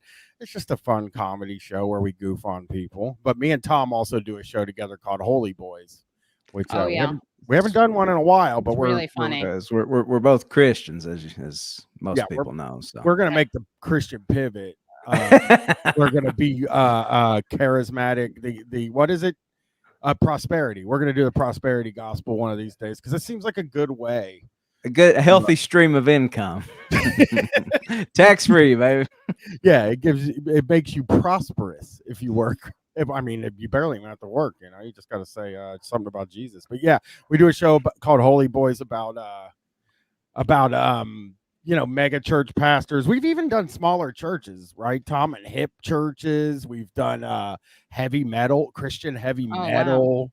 Wow. We've covered like a lot of the Christian stuff, because the thing is, Tom, when he was younger, he was a Christian. You tithed to Kenneth Copeland, right? I gave him $5 a month. I was what was referred to as a covenant partner. And who is this guy? Because I for people who don't know, he's the guy that occasionally he'll pop up on the TL talking about he has to fly private jets because of demons in the the regular airlines. So yeah, he's the guy. Like you could remember this. It's a famous clip from Inside Edition where he's in an airplane hangar. Yeah, he just bought Tyler Perry's private jet. Yeah. And he's in the hangar, and the reporter comes up and is like, do you think this is a good use of the people's money that donate to you? And he was like, I can't fly an airplane. It's a tube full of demons. Then he started telling her how beautiful she was. Weirdly. Yeah. You're just I think like Holy Boys is one of the places where I realized I went to college for sociology, and like I said, Tom tithed that I was in fifth grade I said I don't believe in God to somebody. Wow. And it freaked him out. So I was always just kind of, my parents didn't go to church. They aren't atheists, but you know, they didn't force us to go to church, and we didn't go to church. So it's sort of like I am from the outside looking in, and Tom was in the inside looking out, and we kind of bridge that gap there. So how old were you, Tom, when you started paying dues? I got interested in it, I guess, probably when I was about 12 or so. I would cut grass and stuff. I didn't give him all my money. I gave him like $5 of mine. Well, $5 when you're that age is like a lot of your money.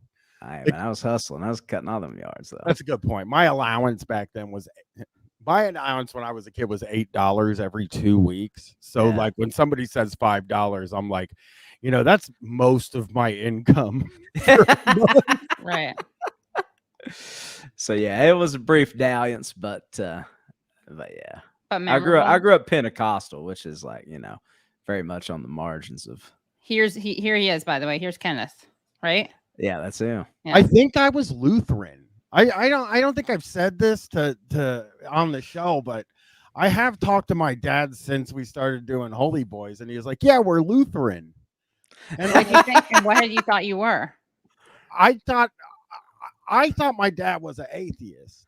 He's like I don't know. I don't know if this is like a stereotype, and I apologize, but he's from Canada, and I assume Canada was mostly atheist for all my life, like that it was like this kind of more urbane type of place, and that everybody would be atheist. And then, you know, he did have me baptized and I think he said we were Lutheran. And he always says it like this too. He says we are Lutheran. I was like, you're fucking Lutheran, Right. man. I'm whatever. Wait, is Lutheran one of those things like? Is there like are you like is there like an ethnic tie to it if you're Right. Canadian or something? I just always just There are a lot of there are a lot of French Canadians, and they're Catholic, right? Right. Yeah. Yeah.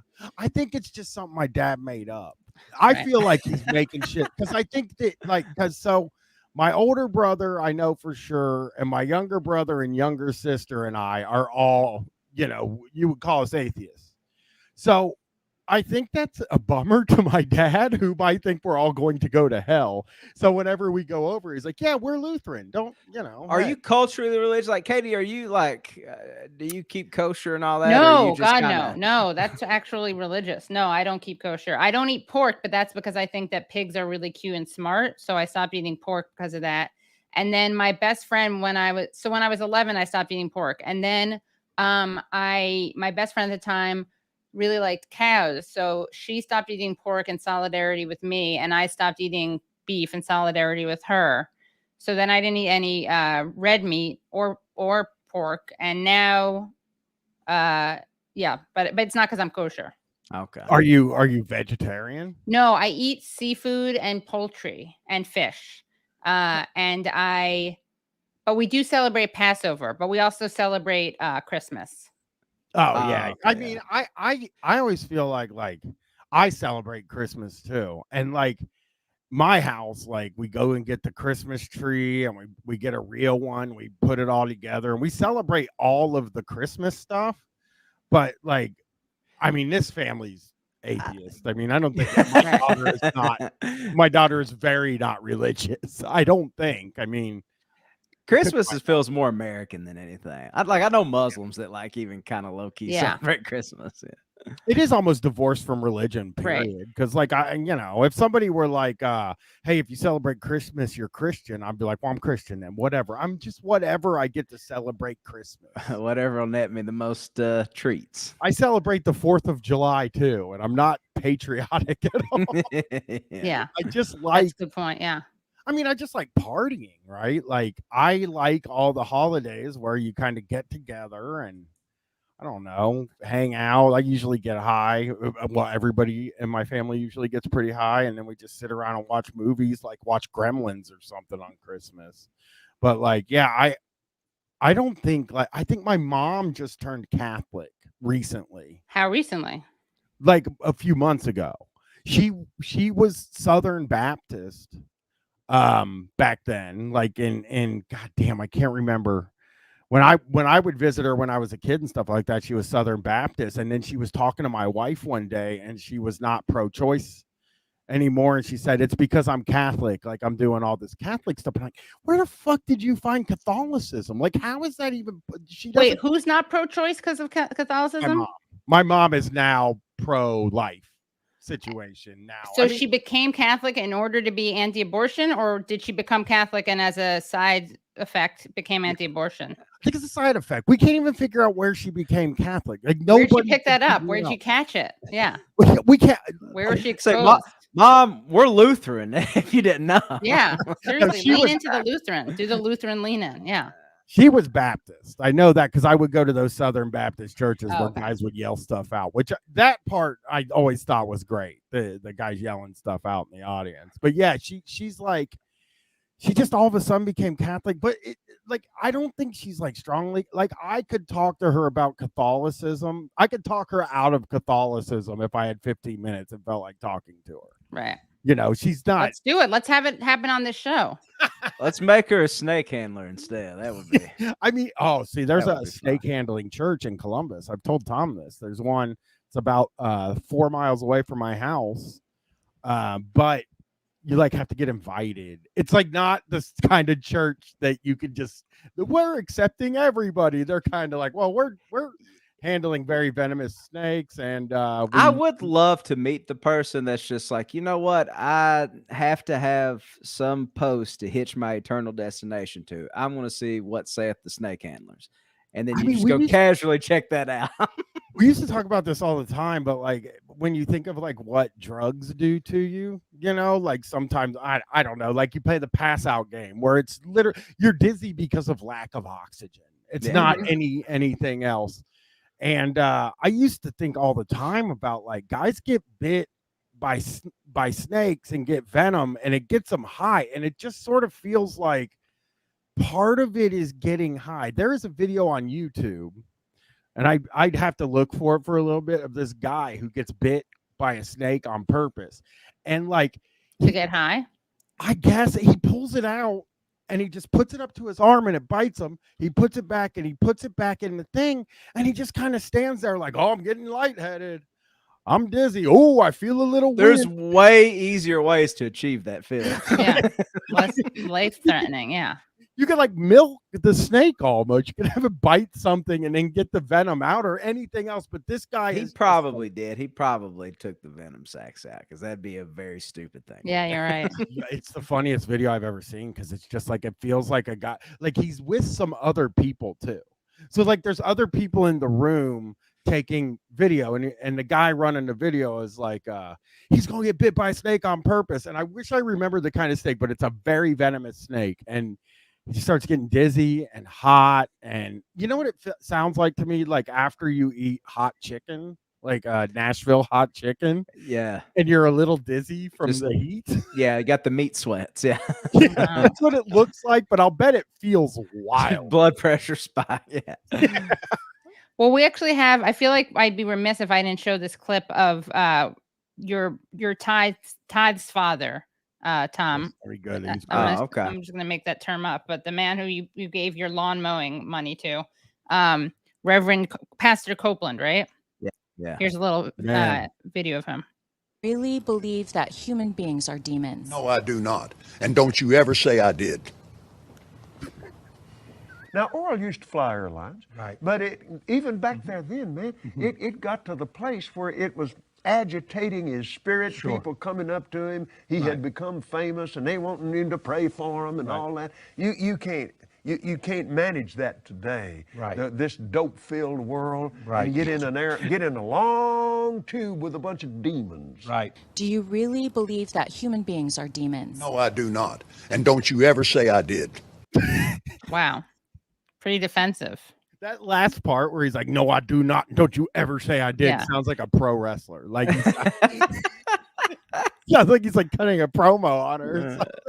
He would be so good at it, dude.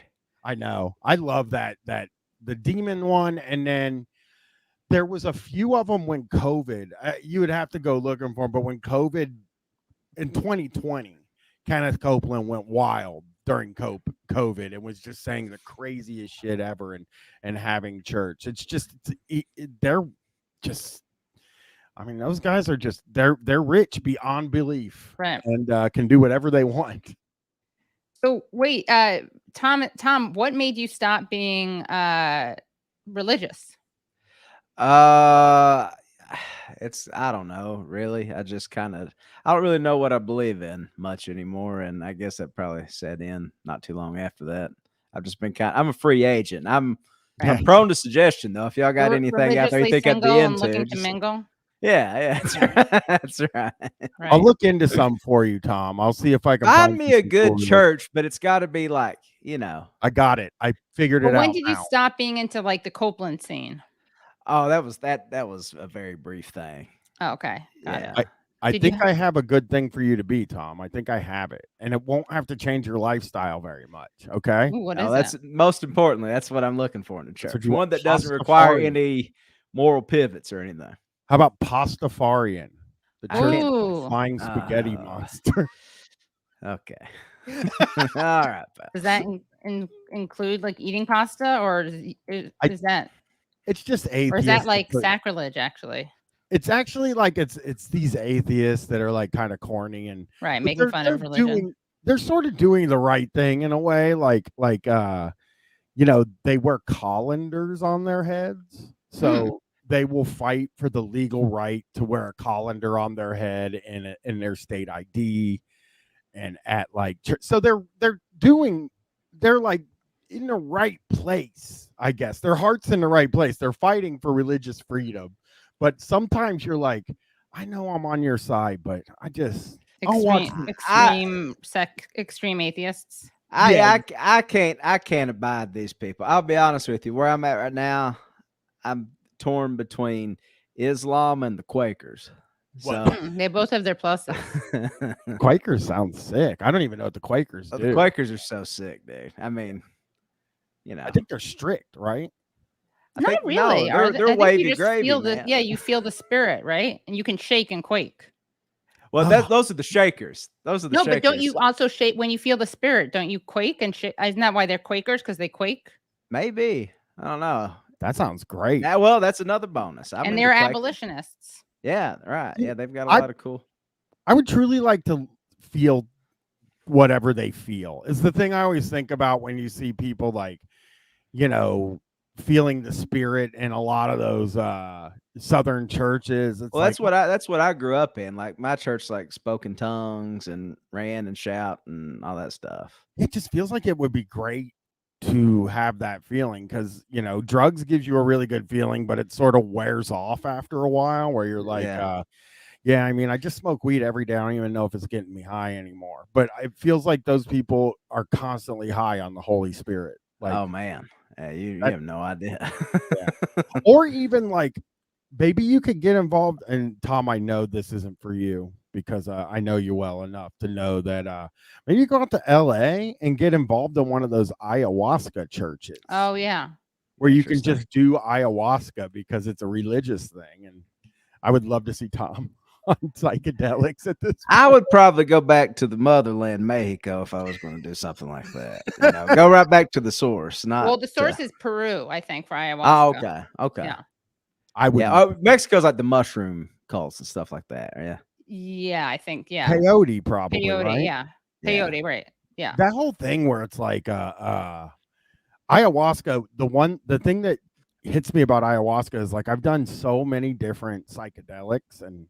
I handled them pretty well. But when you hear people talk about the ayahuasca experience, it's not only are you throwing up, which whatever, everybody on the internet knows I love throwing up. It's not a big deal. It's one of my favorite bodily functions.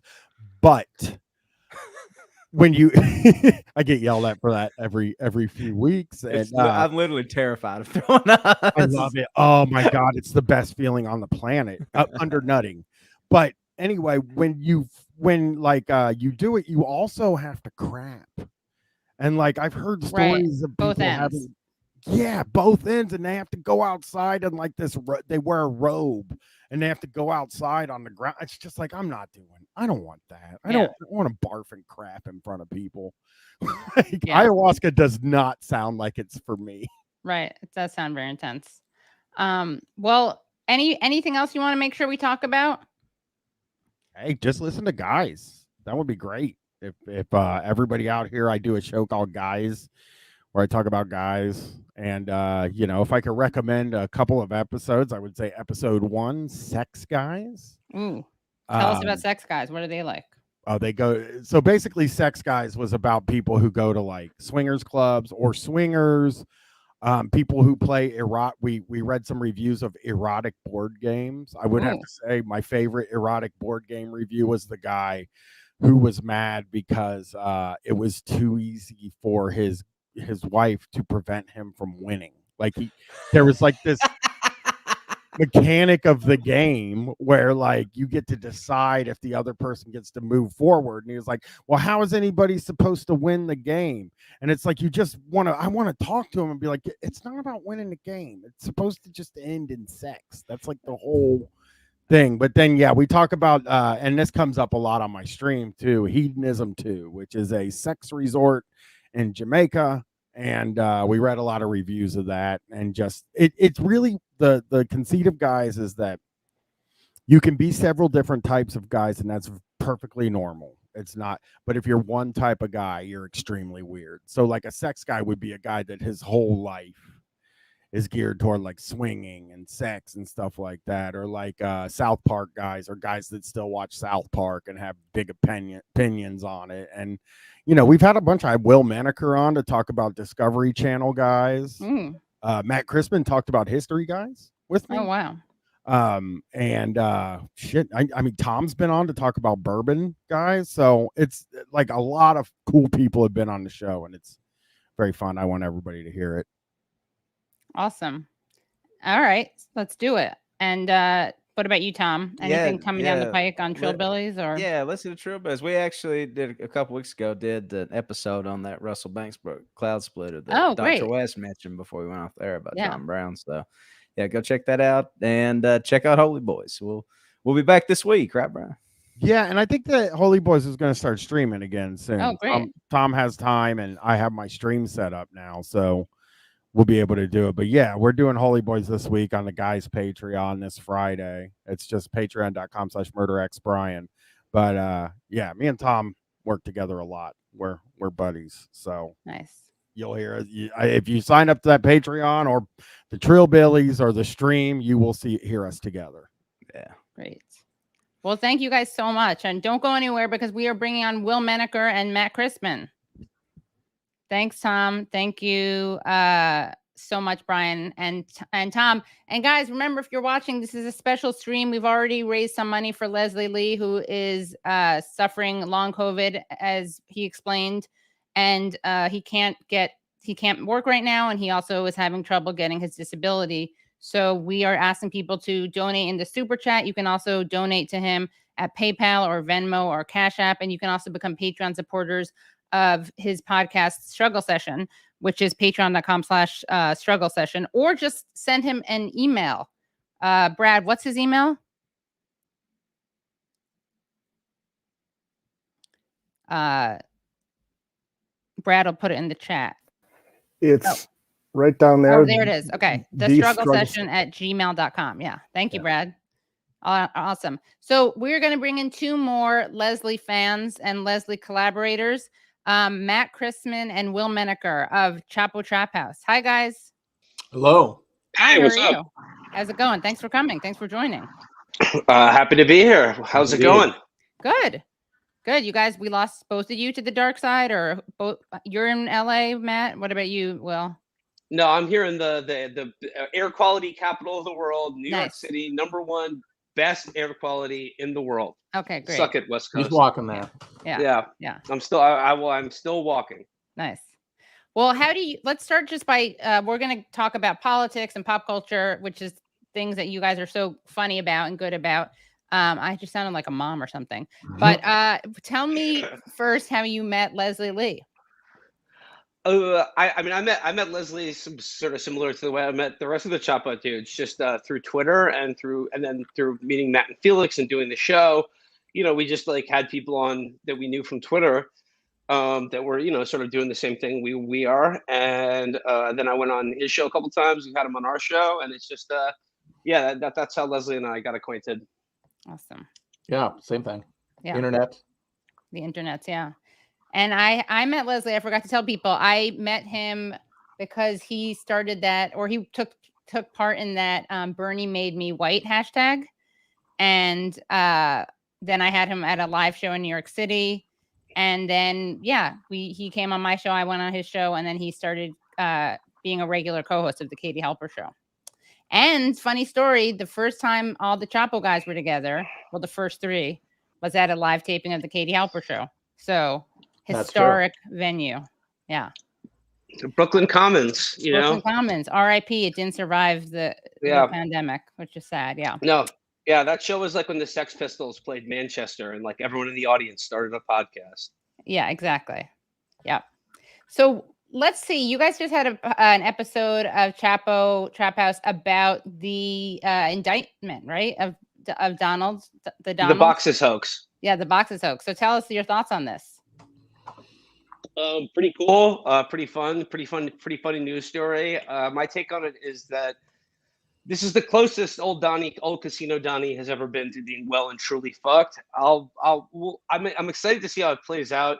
Keep in mind that the judge presiding over the case is a Florida judge, appointed by Trump, and as someone who's at least has an adjacent familiarity with the Florida legal system, let's just say I hope that there are some surprises in store for the people of America and the world. But no, just a funny as hell story.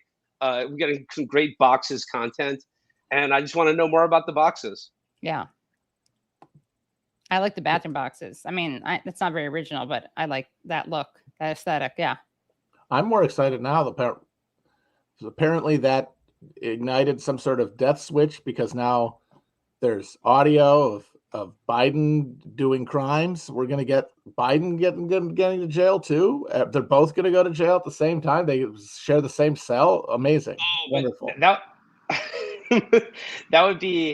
That'd be great. That'd be like, I remember that movie with Jack Lemmon and James Garner where they play Americans. My Fellow Americans. They play ex-presidents, one Democrat, one Republican. Oh, yeah. But this is like, it could be the sequel to that, about a Democrat and Republican for both running for president from jail. Who would you rather share a cell with, Biden or Trump? Biden probably. I think Trump probably smells. He's probably weird. He probably wheezes, or he probably makes weird noises and stuff. They're both very old, so they probably smell old, which is not good.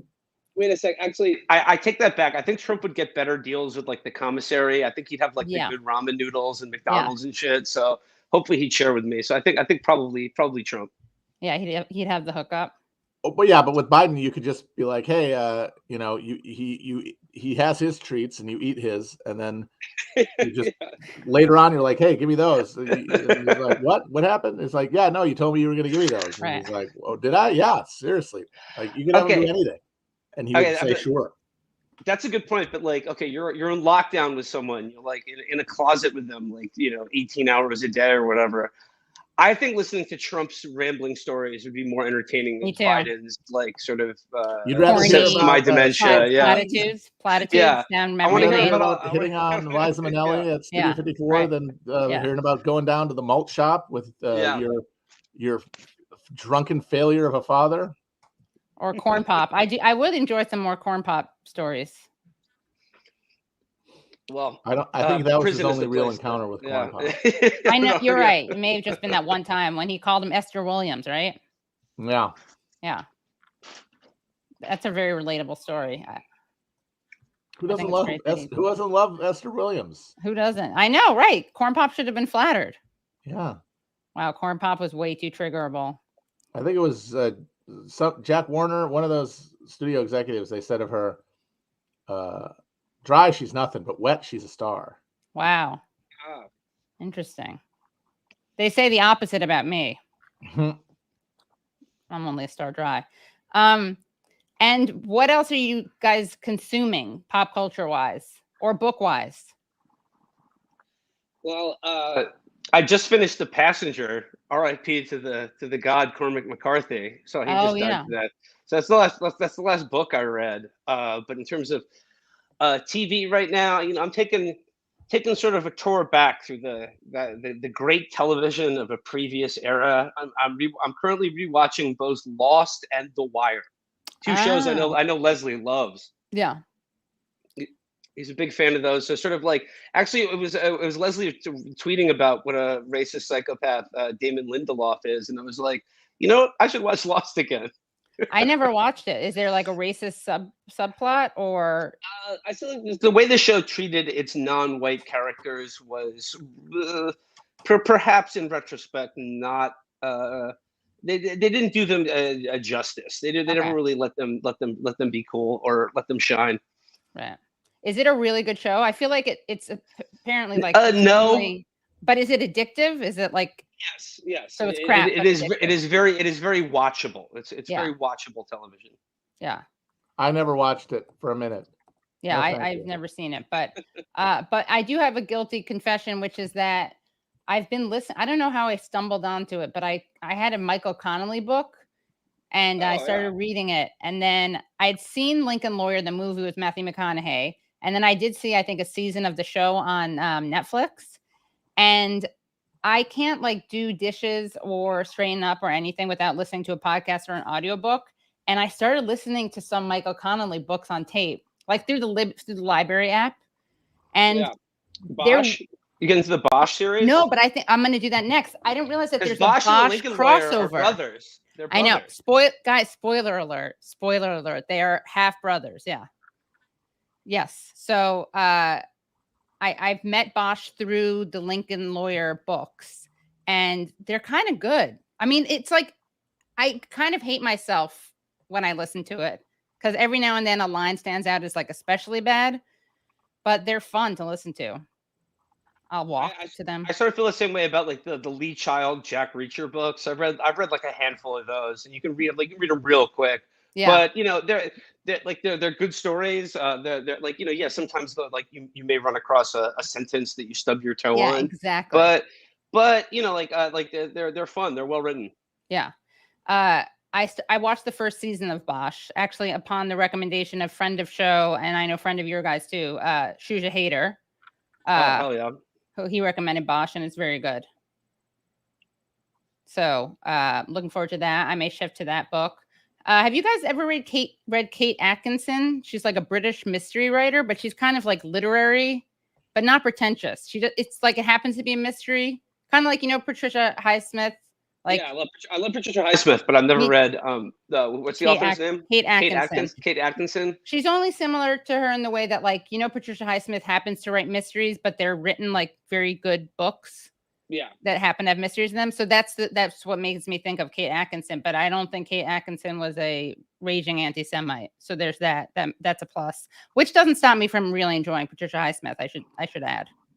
I can easily. She's a great writer. Yeah, she's a great writer. Yeah. What about you guys see Perry Mason? I watch Perry Mason. Matt's been hating on Perry Mason despite never having It's seen a cartoon. Perry Mason. It's like it was a parody of the new reboot deal, where it's like, oh, you know that classic show where the defense attorney he had a different case every week. What about a show where he's not even a lawyer? He becomes a lawyer. Trauma from becomes World a lawyer War I. in season Get 1. out of here. It's really good though, and I'm really sad because it's got Shea Wiggum. Yes, and I mean, that is he is the king. Wiggum test. Yeah, it has John Lithgow the first season, and I'm really sad because I guess what just happened? Max bought HBO. Is that what happened? Oh, HBO became Max. HBO. Yeah. Okay. So and then they renamed the website Max. It's like if you have cable, it's still HBO. So, but if you watch it online, it's now Max, the place for HBO. Okay, but didn't that have? So Josh Olson of West Wing thing, and now The Audit. I saw him tweet something about like a terrible decision. He made it seem like it was because it was now Max and not HBO that Perry Mason got canceled. Well, I mean, they're canceling a bunch of stuff now because it costs a lot of money to make that show. Right. But it's so good. And do you think they have the script anyway? We could like after we raise money for Leslie Lee, we could do like a crowdfunding for more Perry Mason. We could crowdfund 1 minute of HBO's Perry Mason. Yeah. Nobody talked about it. There was no buzz. It was never going to survive. Well, I wish someone just put me onto the buzz. I would have been watching it. When it could have made a difference. Yeah, and you guys could have really like championed that cause. Not me. You didn't even watch it though. What if you really liked it? What if you really liked it? Matt's a hater. Off of my television too. The guy always looks like he's about to die from tuberculosis. He looks like he's about. Is this the guy from the Russians? I mean, the Americans. Yeah, the Americans. Like the doctor's going to call him and say, like, we did your blood test results, and you need to get down here right away. And then it has that British lady who plays Delia Street. I'm not familiar with that actress, but she's British. The one who plays his like female sidekick. I think she's Mark Rylance's daughter. Oh, interesting. Her last name is Rylance, so wife, daughter. I don't know. I would assume daughter. Yeah. Interesting. Well, I like the show, but obviously, Matt, I feel like you should lose some kind of bet. Yeah, it is right. Juliet Rylance. Yeah. That's her name, yeah. Does she wear a stupid little hat all the time too, like her dad? Sometimes she does wear a stupid little hat. It goes maybe that's actually their heads. Maybe they have like a horrible deformity, right? Like cone heads, but hat heads. Yeah. She may be a legal secretary, but Della Street has the brains, know-how, creativity, and drive to run any modern-day lawyer. But this is the 1930s. That's yeah, she's a lesbian too. She's a lesbian, yeah. Yeah. Good. I think this is a good lesbian character. Like not a token lesbian character. Yeah, because she's hot. Well, there's that too, yeah. Her mother was it's her stepfather. Her parents were divorced when she was 7, and her mother subsequently married actor Mark Rylance, whose surname she adopted. And you can't tell that she's an English accent in the show. And the main guy also is Welsh, I think. Yeah, he is. Yeah. By the way, there's another reason this show. I'm glad this show's gone. Stop this malarkey with all these fucking Brits and Australians coming here and playing our characters. Taking Get our them jobs. outta here. Taking our jobs. It's true. Perry Mason's Raymond Burr. That big hulk of a man. Yeah. Yeah, big, broad, big dude. No, how about a small, weedy, little tubercular fucking bitch? Get him out of here. He does have a bit of an androgynous. Looks like he's been look, down though. the coal mines. Yeah. You know what it is? He has very thin eyebrows. Now that I've mentioned it, you're not going to be able to get it out of your head. Never liked him. Get him out of here. Get him out of here. My eyebrows. Well, what about so is The Wire good the second time around or the third time around? When you walk in the garden, you better watch your back. I'm watching my back. I'm begging my pardon. I'm trying to walk the straight and narrow path. Yeah, The Wire's great. The Wire's one of those shows that like everyone loved when it came out, and then like I think post-Trump it suffered because people were like, did this TV show solve the problem of the war on drugs in America? No, it didn't. Okay, well then actually it's about how the police are good.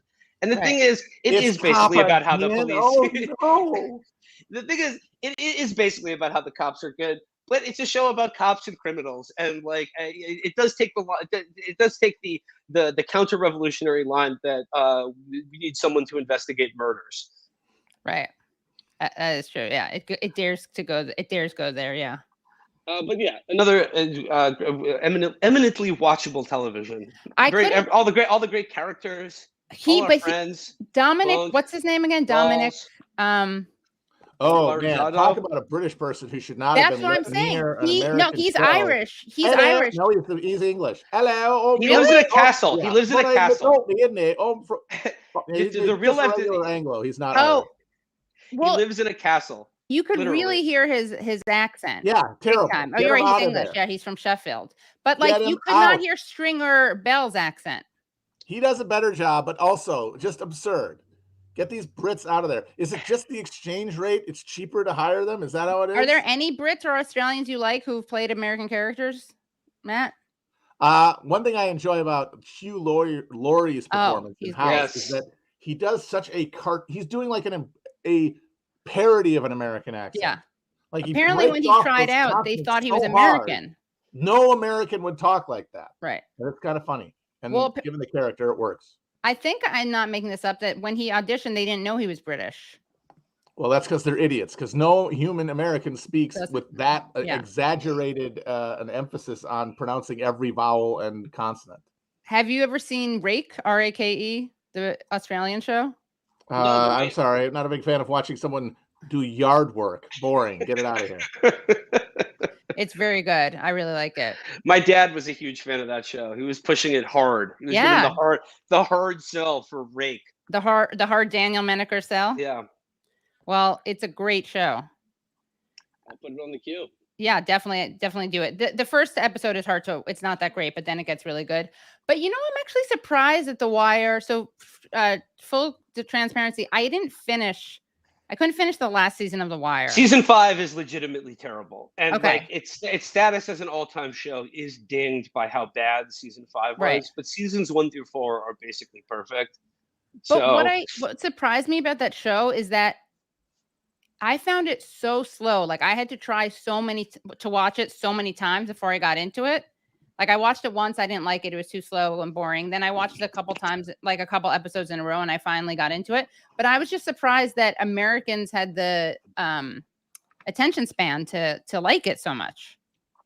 Well, the thing is, they did not. Like, no one loved it at first. Will is incorrect about this. That show was under the radar and unwatched for like 2-3 seasons. And then the last season is kind of a Breaking Bad phenomenon. It went like, oh my God, The Wire. Oh, it's so good. And then everybody watched it. But at first, people were like, "This is boring," and I have no idea what anyone is saying. Huh. Interesting. Yeah. Sorry, I just had to ban a user who had like was talking about something with his Aryan brothers. So he somehow got through the. I gotta add Aryan to the. He's a fan of The Wire. Sons of Anarchy. Yeah. Does he have any thoughts on Lost?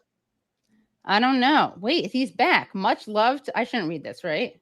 Whatever. It's your show. Much love to all my Aryan warriors nationwide. Armed, I am unnamed creature of Christ's death to the KKK, aka the Illuminati. Now, I'm just like interested in this now. Does he have a newsletter I could subscribe to? Yeah. Is he on Substack? Probably. Anyway, I kicked. You must prepare. Ugh. And then it's all praises to Jehovah of Armageddon. I mean, if you're gonna praise the Jehovah, the one for Armageddon is the one to go with. Yeah, it's the one to go. Yeah, yeah. What other shows are coming up for you guys? Like, what you guys? Any good guests booked? We've been doing got a few things percolating. Nothing too flashy on the immediate horizon though. But the news has been good to us lately, so I've been saying that I think we need to send a gift basket to the Ron DeSantis campaign for programming our show so beautifully over the last couple of weeks because it's been fun. Yeah. What are your thoughts on Ron? He's a charisma fountain. Yeah, he's God man on earth. Possibly the most dynamic, and his riz is off the charts. He's rizzed up. Okay, got it. Oh no, we had the Washington Post journalist Ben Terrace on our show yesterday, and Matt, like I've been thinking about the shit he said about Ron DeSantis on an airplane for basically nonstop. I couldn't go to sleep last night because I was so haunted by it.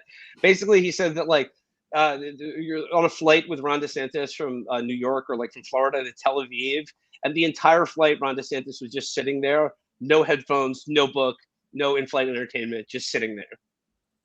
Which is one of the most frightening things I've ever heard. Yeah. Wow. What do you think he does to keep himself occupied? I mean, I don't know. Maybe he just took 10 Valium or something. I don't know. But I don't know. You'd be asleep though. I don't know. That's weird. His suits are terrible.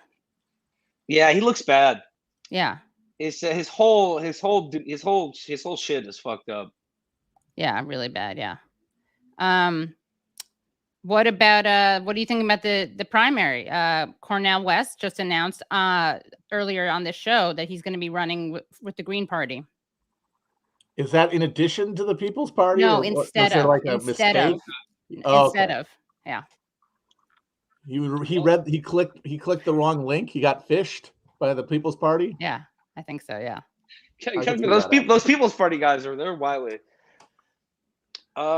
Yeah, I mean, I don't know. I mean, the Democratic primary just doesn't seem to have as much juice as the Republican primary right now.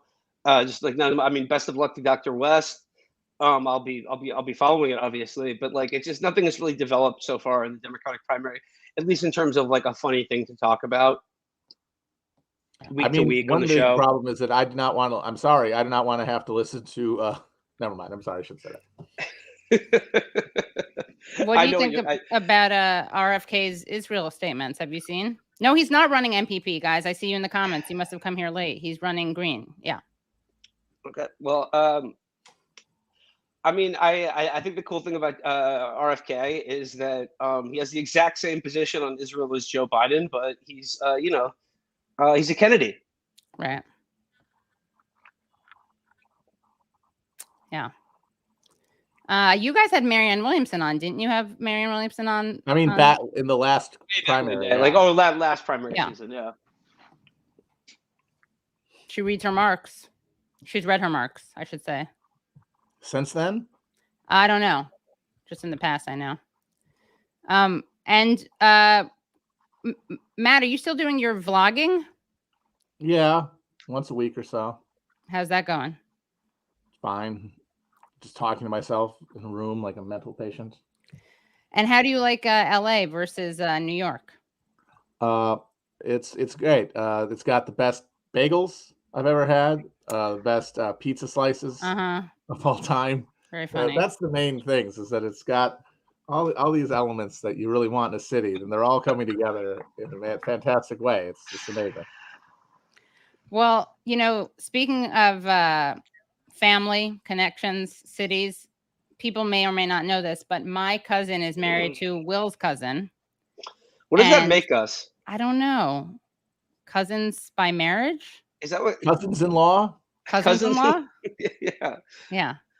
Kinfolk. We're kinfolk, yeah, definitely. And they've had a cute rabbit for a while, but now they have a cute dog. Oh, wonderful. Yeah. I've seen on social media. Not IRL. Got to make that happen though.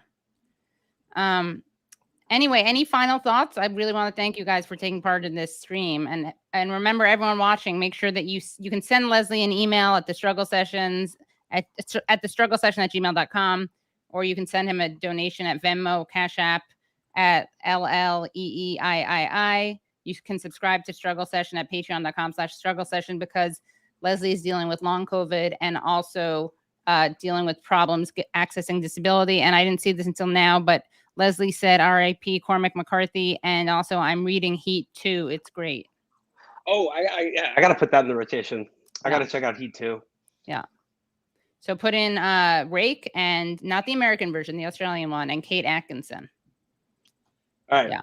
Yeah. Well, thanks for the Rex, Katie. Thanks for having us on, and just send my love and respect to the man, Leslie. Absolutely. Great. Yeah. Feel better. Thanks, guys. Cheers. Bye-bye. Bye. That was Matt Christman and Will Menaker. Lovely of them to stop by.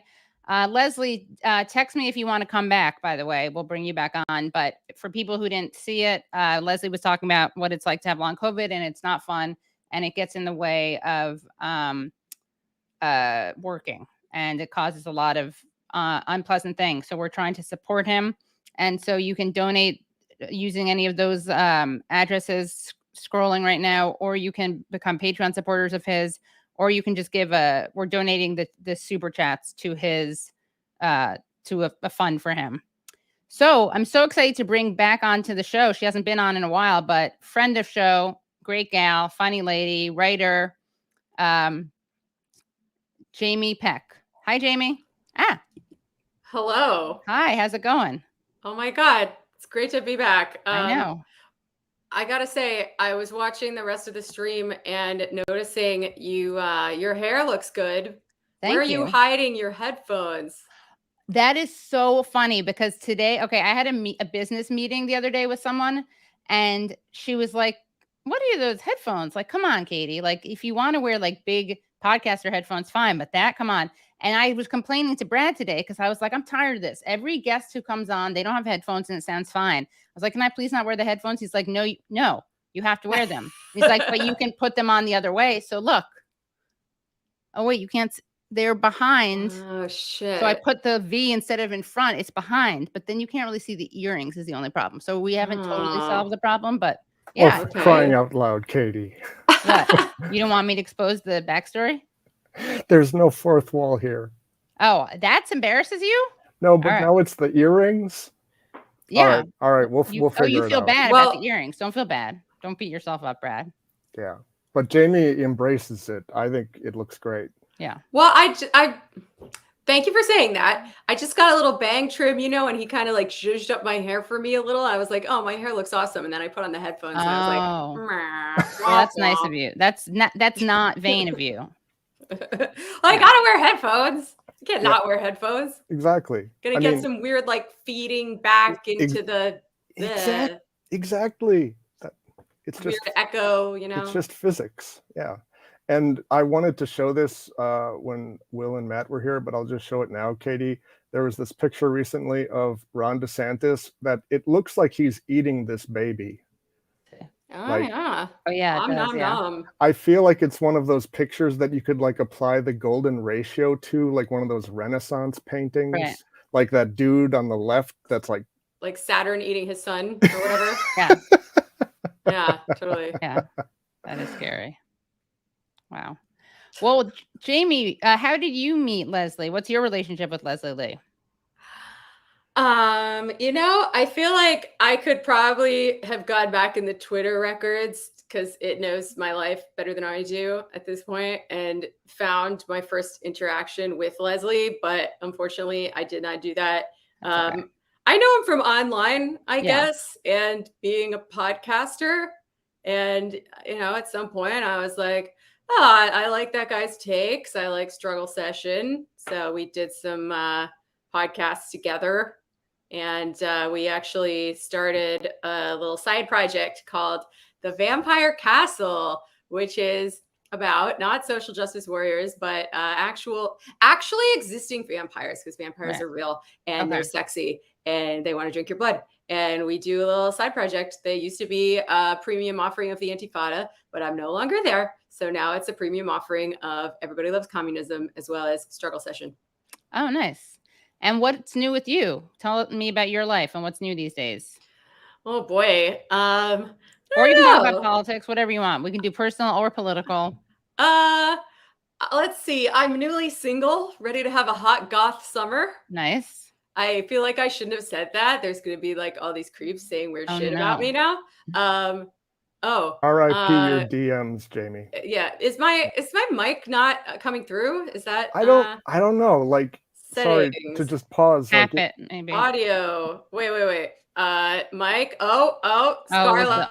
There we go. There. Oh, so much better. Okay, great. All right. Oh, what am I doing? Oh God. I mean, talk about creeps, but no, it's fine that people should know this. How I'm making money these days. I started fucking OnlyFans, and it turns out that there is a market for sexy photos of 38-year-old divorced communists. So that's pretty cool because it's enabling me to lead a life of the mind, as they say, and work on really only the media projects that I really care about, and that constant undertow felt by everybody who works in this industry and relies on it to make a living, to moderate your opinions for this or that reason, for reasons of career, reasons of money. That doesn't exist for me now, so that's fucking great. I'm working on some really cool shit that doesn't pay anything or pays very little at this point in time, but maybe it will someday.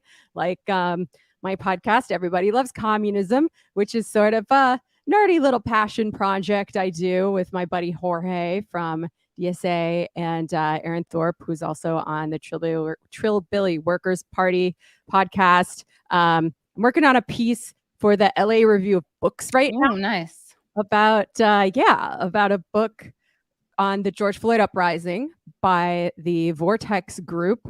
So that's pretty exciting for me. I've never actually written anything about communism before. Can you believe that? Interesting. My entire career as a public communist has been in video media, where I'm just like, I don't think I'm bad at it, but I've been a writer my whole entire life. I've been doing this for like 6 years. So I'm actually really excited to combine those two things in a way that I don't know. I guess I didn't have the confidence to do it up until now. I had a little bit of imposter syndrome, but now I do. So that's exciting. I'm also working on a new show. I don't know if I should even talk about it yet. Ooh, what? I am excited. You heard it here first, folks.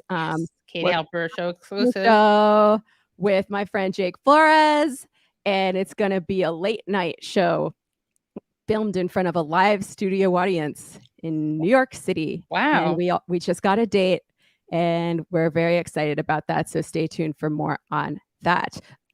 What's it going to be like?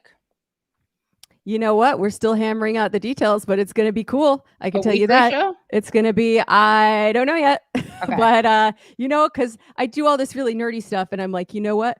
I want to do something a little more showbiz. Yeah. Give them the old razzle dazzle. Right. Yeah. So that's going to be fun. Oh my God. Also, I'm almost done with my book proposal that I've been talking about forever. So I think maybe one more round of edits on this last chapter that it's going to be done. The whole That's great. book proposal is going to be done. And my agent, she's probably so sick of me now because I've taken a really long time, and I've been like, I'm very hard on myself. there was definitely a moment when she was kind of ready to submit it, and I was like, no, I need to work on it some more. But at a certain point, you can't let the perfect be the enemy of the good. Right. So, or just finished. I always think the enemy of the finished. Yeah. That too. Yeah. So I'm intrigued about this. It's going to be like in front of an audience, your show. Mm-hmm. Oh, I want to have the Katie Halper Show live again. We had a great live recording of the Katie Halper Show at this cute bar called the Francis Kite Club on Avenue C and 3rd Street.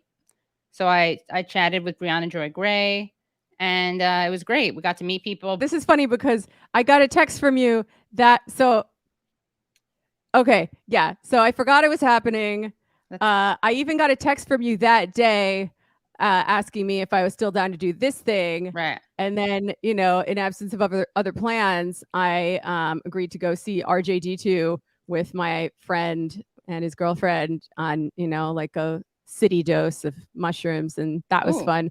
But then I found out that you had a show that night, and I was like, oh my God, Katie is such a good person. She texted me, she did not even mention her show that was happening that night. She only cares about Leslie. Yeah, it's true. I could have, I mean, I could have gone in a couple people, but I didn't push it. That's true. Thank you. So I hope that inspired people to give some super chats to Leslie. I hope so too. Yeah. And yeah, thanks to everyone who's already been doing the super chats. And I know he's been getting some donations over Venmo and PayPal and Cash App. What do you think of this president, Jamie? Which one? Oh, Joe Biden. Oh, not my president. No, I don't know. He's fucking sucks. What do you want me to say? Yeah, I think so. Oh, wait, tell us about Cop City. Yeah. So, this is another one of my passion projects. Actually, is that I get to spend as much time as I like doing activism, organizing, and journalism and all combinations thereof, I guess. I went down to Atlanta for the last week of action. I'm going to the next one, which I will plug at the end of the segment. There's a lot to talk about. I don't know how much time we have. We'll set up Cop City. Tell people what it is. Okay, so Cop City is a 300-acre police training facility that's going to have, among other things, a big mock city for the cops to practice killing people in using, the latest in militarized police technology. They're basically training to put down the next George Floyd uprising. They're going to train cops from all over the country and even places as far as Israel, basically everywhere where they have a need to train a fascist police force. Right. And to do it, they're going to bulldoze 300 acres of publicly owned forest land, which is currently a beautiful park, as well as the lung of Atlanta. That's right, folks. Turns out that you need trees in order to breathe and have, it doesn't prevent ecological disaster from happening. That ship has sailed at this point, but it prevents the floods from being worse. It prevents the air quality from being even worse. It is the largest forest of any major city in the country. Did you know that? No, I didn't. Fun fact. And it's beautiful. I went there. It's pretty. It's lovely. And what happened in Cop City? What happened the last time? Well, with the shooting. Oh, yeah. So, we're still finding out stuff about this, but basically there was a multi-agency raid in which one of our comrades, Tortuguita, was shot so many times while they were apparently sitting cross-legged on the ground with their hands up. So that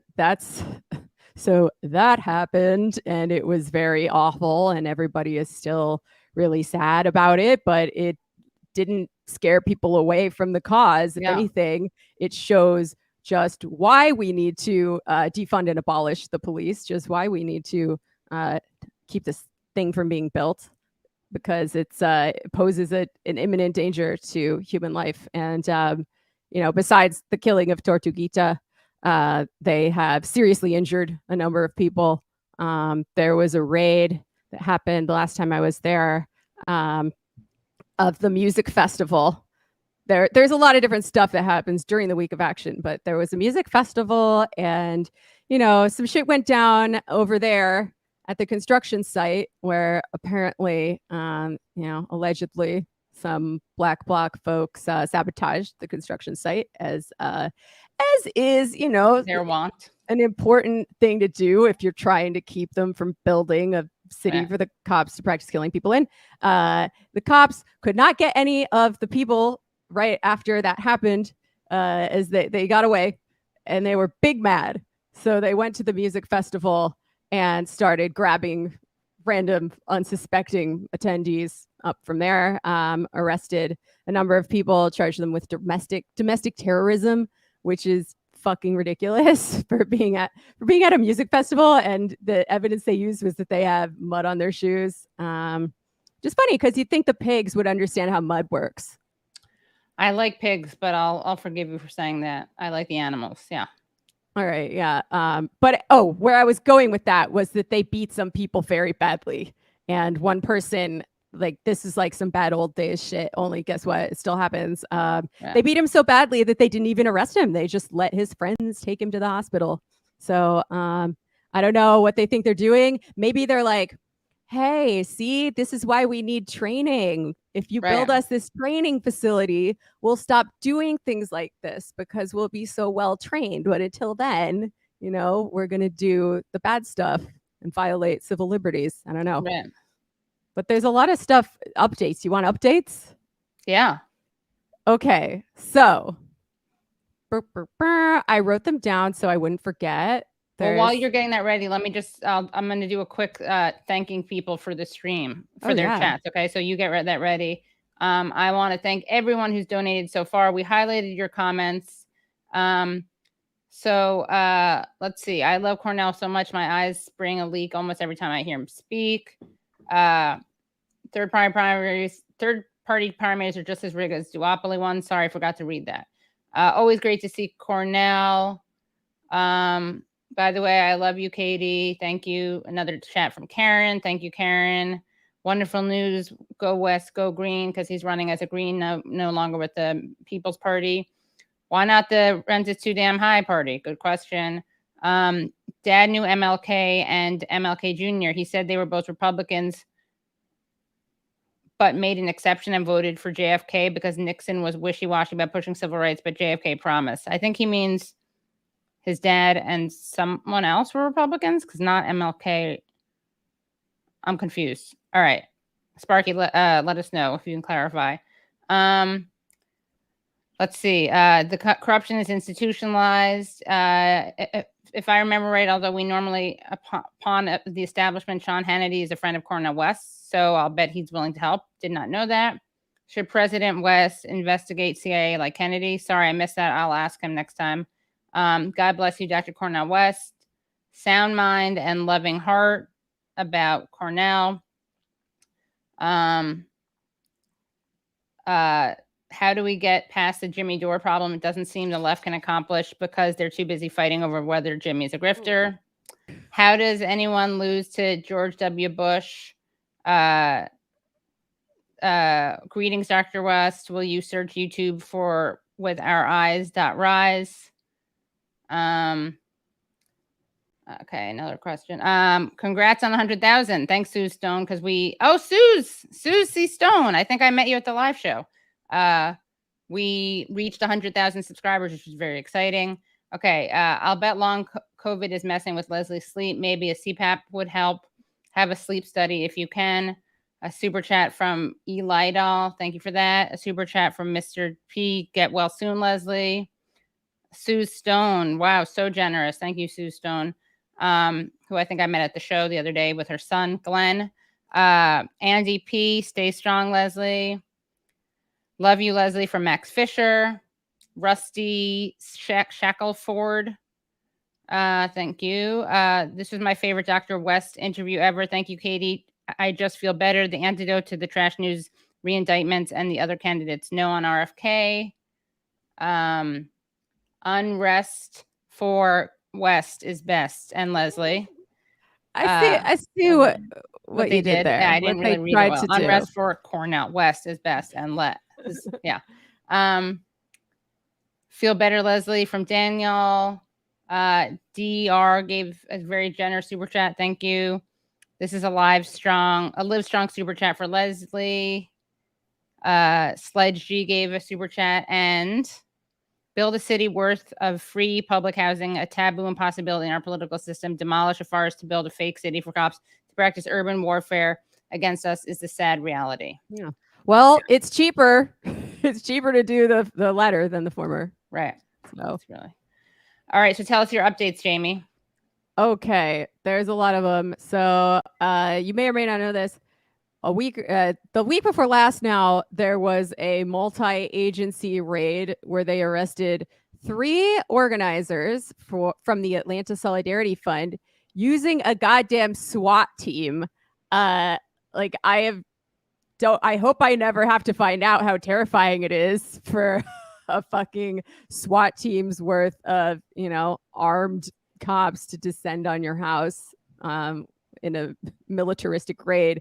They charged them with money laundering and charity fraud. And this is so fucking petty. Like, I'm reading some of the things listed here. One of the organizers, she's in trouble because, she was reimbursed via her personal PayPal account $6,657 in 26 payments over nearly 2 years for various expenses such as gasoline, forest cleanup, tote bags, COVID tests, media, yard signs, and other miscellaneous expenses. So, like, really some criminal racketeering shit here. The Georgia Bureau of Investigations, they lied on the warrant for the arrest, saying that these people had provided funds to defend the Atlanta forest, which is true. Furthermore, a group that has been designated, quote, domestic violent extremists by the DHS, which is not true. Now, no such official classification exists, but a DHS department did recently publish a report that cribbed language from Andy Ngo, that right-wing journalist guy, whatever you want to call him, where they called protesters a violent far-left occupation. So that might be what they were working with there. Also important to note, the GBI, don't ask me why Georgia needs its own FBI, but there we go.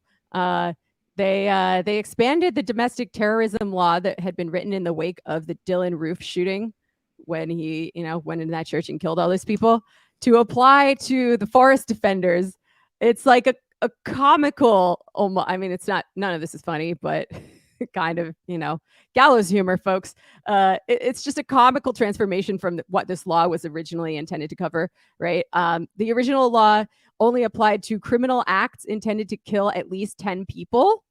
And the Georgia legislature decided, you know what? This also covers acts of property crimes that are intended to intimidate or coerce the government, of which these protesters, stand accused. So basically, if you break the window of an empty Starbucks at a protest now, that's hypothetically the same thing as Dylan Roof shooting 10 people. Wow. That is certainly scary. Yeah. So a little bit of good news. The judge set their bail very low. He clearly thought it was ridiculous. He said, he too is concerned about the bad protesters, the violent ones. Fact check. The protesters have not maimed or killed anyone, which is more than you can say for the cops. But anyway, but then he says, paying for camping supplies and the like, I don't find it very impressive. There's not a lot of meat on the bones of the allegations that thousands of dollars are going to fund illegal activities. So, a little win. That's good. That's good. But then we had some sad news this past week. Oh God, what the fuck week is it? Okay, I guess this happened a few days ago now, because I recorded a podcast where I also talked about it on Friday. Yeah, last week. The Atlanta City Council, they needed to pass extra funding because they fell short of their private funding goals for Cop City. So, it's creepy that it was being privately funded in the first place, but there you go. It's like, what are the cops for? They're protecting capital. Capitalists have a vested interest in making this happen. They passed the funding by 11-4. So it's pretty almost unanimous. $33 million today, and about that same amount again over the course of the next 30 years. And this was after 14 hours of public comment, pretty much all of it negative. I think every single real Atlanta citizen who showed up to comment was against it. You had City Council member Michael Julian Bond saying City Council can't legally provide healthcare, social services, public transit, all the things that people want to transfer the money to when you start defunding the police. But they are responsible for providing police infrastructure. So Michael Julian Bond, as in the son of Julian Bond, who was the head of the NAACP for a while. Yeah, interesting. Really carrying on that civil rights legacy. Yeah. Let's see what else happened. The mayor. This is so depressing. I'm gonna jump ahead a little. Mayor Andre Dickens said that Atlanta will be a national model for police reform with the most progressive training and curriculum in the country, which for some reason I don't believe him. How will it impact? But Katie, no one's talking about the important thing. How will it impact the 2024 election? Good question. How will it? This is the kind of thing that I don't pay that much attention to anymore now that I don't work at a daily news show where I have to pay attention to it. But it is, it's interesting to see how this plays out. Much like, I don't know, it's like a video game to me at this point. So John Ossoff and Raphael Warnock finally said something about Cop City. All right. They issued a joint statement where they sort of separate out the good protesters from the bad ones, right? Mind you, and they use the word violent again. People have the right to non-violently protest. No one has hurt or killed anyone. So again, the violence is towards inanimate objects. If you consider that violence, then fine. But they're clearly a little bit scared because they realized that every grassroots activist in Georgia is trying to stop Cop City. So they're like, please don't abandon us, Democratic Party activists. We need your help because, it's a very broad coalition. And unlike myself and my comrades, some of these people still fuck with electoralism and can, really make a difference in a swing state when there's, a close election. So basically they released a statement saying that the good protesters, at least the nonviolent ones, shouldn't be, maimed and charged with terrorism. So I'll take it. Yeah, but I think wide angle, the Democrats are in a really tricky place here, right? Because they're never going to outfash the far right, although they do try sometimes, right? Mayor Eric Adams, he's always trying his best. But, the right is always going to portray them as these crime-loving communists no matter what they do. But if they take the opposite position, they're just not going to do that because the opposite position is abolition. So, and abolition is it's communism, and they're not communists. And it's their job to sort of prop up capital. That's what the bourgeois state does. So they have to do this sort of delicate dance where they're kind of trying to vampirically absorb the energy of these grassroots movements and even spontaneous uprisings like the George Floyd rebellion, while at the same time really defanging them of any of their radical content whatsoever. So that's how you get, one day there's a police precinct burning and the next you got the Democrats kneeling in kente cloths. That's the sort of magical transubstantiation, the alchemy that occurs in the Democratic Party. Wow. That's pretty depressing. Yeah, sorry. Oh, but it's good. It's important. It's important. Yeah. Yeah. Oh, but I wanted to plug the next week of action. If you are watching this right now and saying, Jamie, what can I do sitting in my house all alone? What can I do to participate? There's lots of things you can do. Obviously, if you can't go to Atlanta, you can donate to the Atlanta Solidarity Fund, which still exists. But if you can, there is another week of action happening June 24th to July 1st in Atlanta in I mean, some of it's taking place in the forest, which is technically outside of city limits, which is, you know, a neat trick so that the people who live right there can't vote for city council.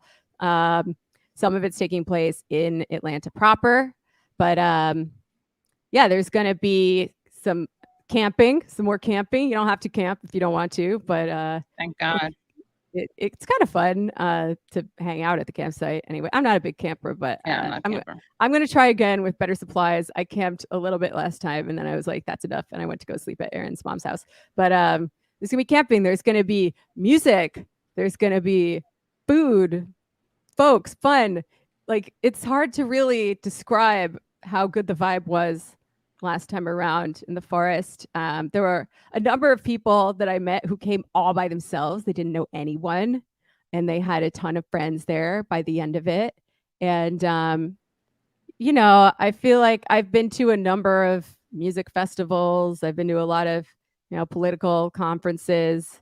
I've been to a lot of protests. I've been to some direct actions, but this is all of those things in one. And I think it's a very meaningful experience to, you know, meet people, make friends, talk about tactics, overcome your fear as a group, discover your superpower. You could do all this and more at the Week of Action in Atlanta. That is a good pep talk, which much needed after the very sad news that you delivered, but useful. And Jamie, sorry, to be useful.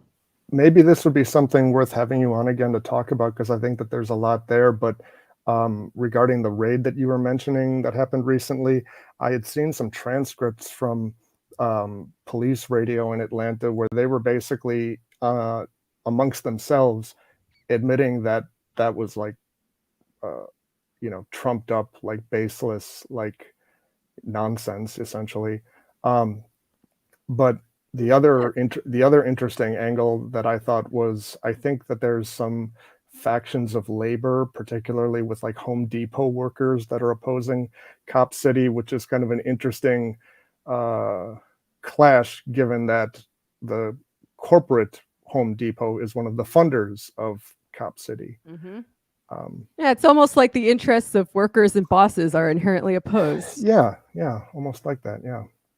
But, that's really great. I actually didn't know that. And you know, if the communist movement, such as it exists, let's be optimistic, is ever going to get anywhere, it really needs to penetrate the so-called glass floor into the realm of production.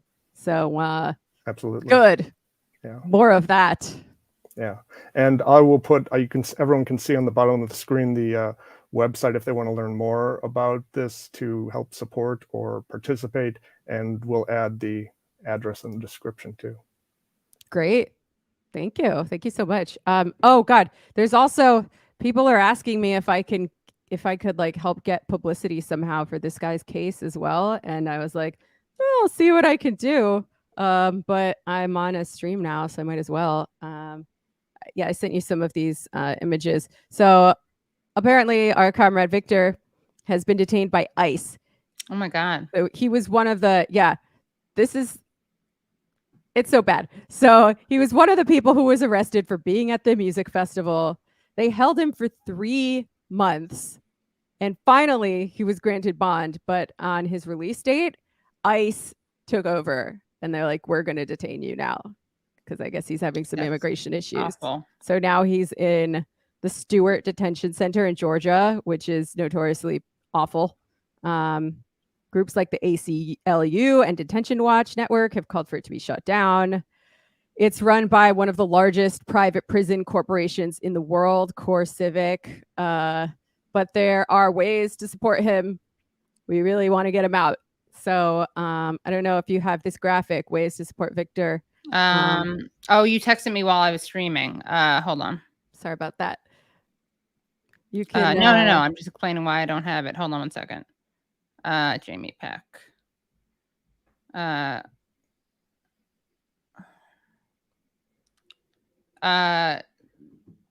It's gonna take me a while to. Can you? I'm gonna text you and Brad, and then you can email me. You can text them to Brad. Okay. so he Sure. can put them in. We could also, let's see. Okay, 1 second. I mean, I'll put it on my social media as well. So if And anyone follows me. Leslie is saying, Jamie, that you look very nice with Aw. the bangs and all of that. Yeah. Thanks, buddy. he texted me that it's okay to promote my OnlyFans if I want to. Oh, yeah. Yeah, you should give a percentage for a day or something to Leslie. And I will also plug, as a Not a bad longtime idea. subscriber, everyone should subscribe to Everybody Loves Communism. It's Aw, an thanks. excellent I texted program. you both, Brad and Jamie, so that you could, if you want to text it to him. Oh. Or I could try to download all of them. I see. No, yeah, if you send them to me, I can do that, and then any addresses for links to support we can Yeah. add to the description. But I can throw up some The graphics graphic too. on the screen. Yeah. I thought you were gonna say you were a longtime subscriber to my OnlyFans for a second. Me I was too. gonna be like, whoa, boundaries. Also, I haven't been doing it for very long. Right. But like, yeah, real talk. You know, it's human nature to be curious. If I know you in real life, it's fine to look. It's fine to look at the nudes, but I don't Yeah. want to know about it. Like, Right. don't use Your your parents real know? name. I don't think so. No but comment. Okay. also, How would they know? I mean, it's a delicate balance between you know, I need to promote it, but I also don't want to promote it to them. So Yeah. Don't want to get those but holiday whatever. cards. Like they know mixed up. I used to do it, but I feel Yeah. like I might get judged a little harder being 38 and doing it now. I Right. don't know. Even though like I'm making more money than I did when I was a young, hot nobody. Yeah. All right, there we go. Ways to so support Victor. You could send him letters in the horrible ICE facility where he's being held. You can add funds to his commissary via money order, because we know this is a very extractive industry and they charge people for fucking everything. And you can call ICE and tell them to release him. So for whatever that may do, it's dark, folks. But you know what? The fact that they are doing this shit shows that they are desperate. Like the Yeah. cops are, the state, as it were, is going completely out of the bounds, even of, you know, liberal democracy, such as it is, these civil liberties, these things that it turns out are completely contingent on the everything, you know, the bourgeois state being stable and unthreatened and the system being unchallenged. This is something that they talk about. Okay, I've been reading this George Floyd book, or I read it because I'm writing about it for the LA Review of Books. Something that some of the authors talk about, I think Idris Robinson, he's a big Agamben guy, but something he talks about is the state of exception, which a lot of different people have had takes on it. But basically the state, the bourgeois state, the capitalist state, in order to establish itself in the first place, and in order to sort of continually defend itself from challenges and reproduce itself, it has to violate the very principles on which it is allegedly founded. You know, all these nice rights, all these civil liberties that you associate with capitalist democracy. You know, the right not to be killed without due process, the right not to be maimed for expressing your political beliefs. Yeah, those go out the window when the state needs to throw them out. So I think we're seeing an example of that right now. And I think it's time for people everywhere who, you know, care about the world and want to survive to start really assembling a broad anti-fascist coalition. And you know what? Even the liberals are welcome if they want to come, but historically they haven't always sided with the left in such situations. So we'll see. Wow. We'll see. It'll be their chance. Yeah. Well, Jamie, thank you so much for coming on. And thanks for having me. Yeah, of course. And we'll have to have you back on again. Yeah, for Hopefully sure. with Leslie too. Also, we have to hang out in person. Yeah, let's do it. Even more fun than doing it online. But I'm glad that you did this. Everyone give money to Leslie. He's a rad dude. He's my friend. And I really hope that he gets better from this terrifying illness. Yeah. Alrighty. Thank you so much, Jamie. Thanks for all your work. All right, guys, we have a big closer for the night. We're so excited to bring back to the stage. You saw her perhaps in real life on a real stage with me. Not really a stage, in a bar, on stools. The host of the Bad Faith podcast, a host of Rising, and a journalist, Brianna Joy Gray. Hi, Bri. You're muted. Hey, Katie. Hey, how are you? Nice to see you again. It's good to see you again, too. A little less proximally than last time, but good nonetheless. Without martinis. Well, I've got a Topo Chico. Oh, nice. Do you have headphones? Sorry, there's a little echo. Sure. See, how come there's something, or maybe you just have to set it to something different? Brad, tell us what to do. See if it's better right now. Testing.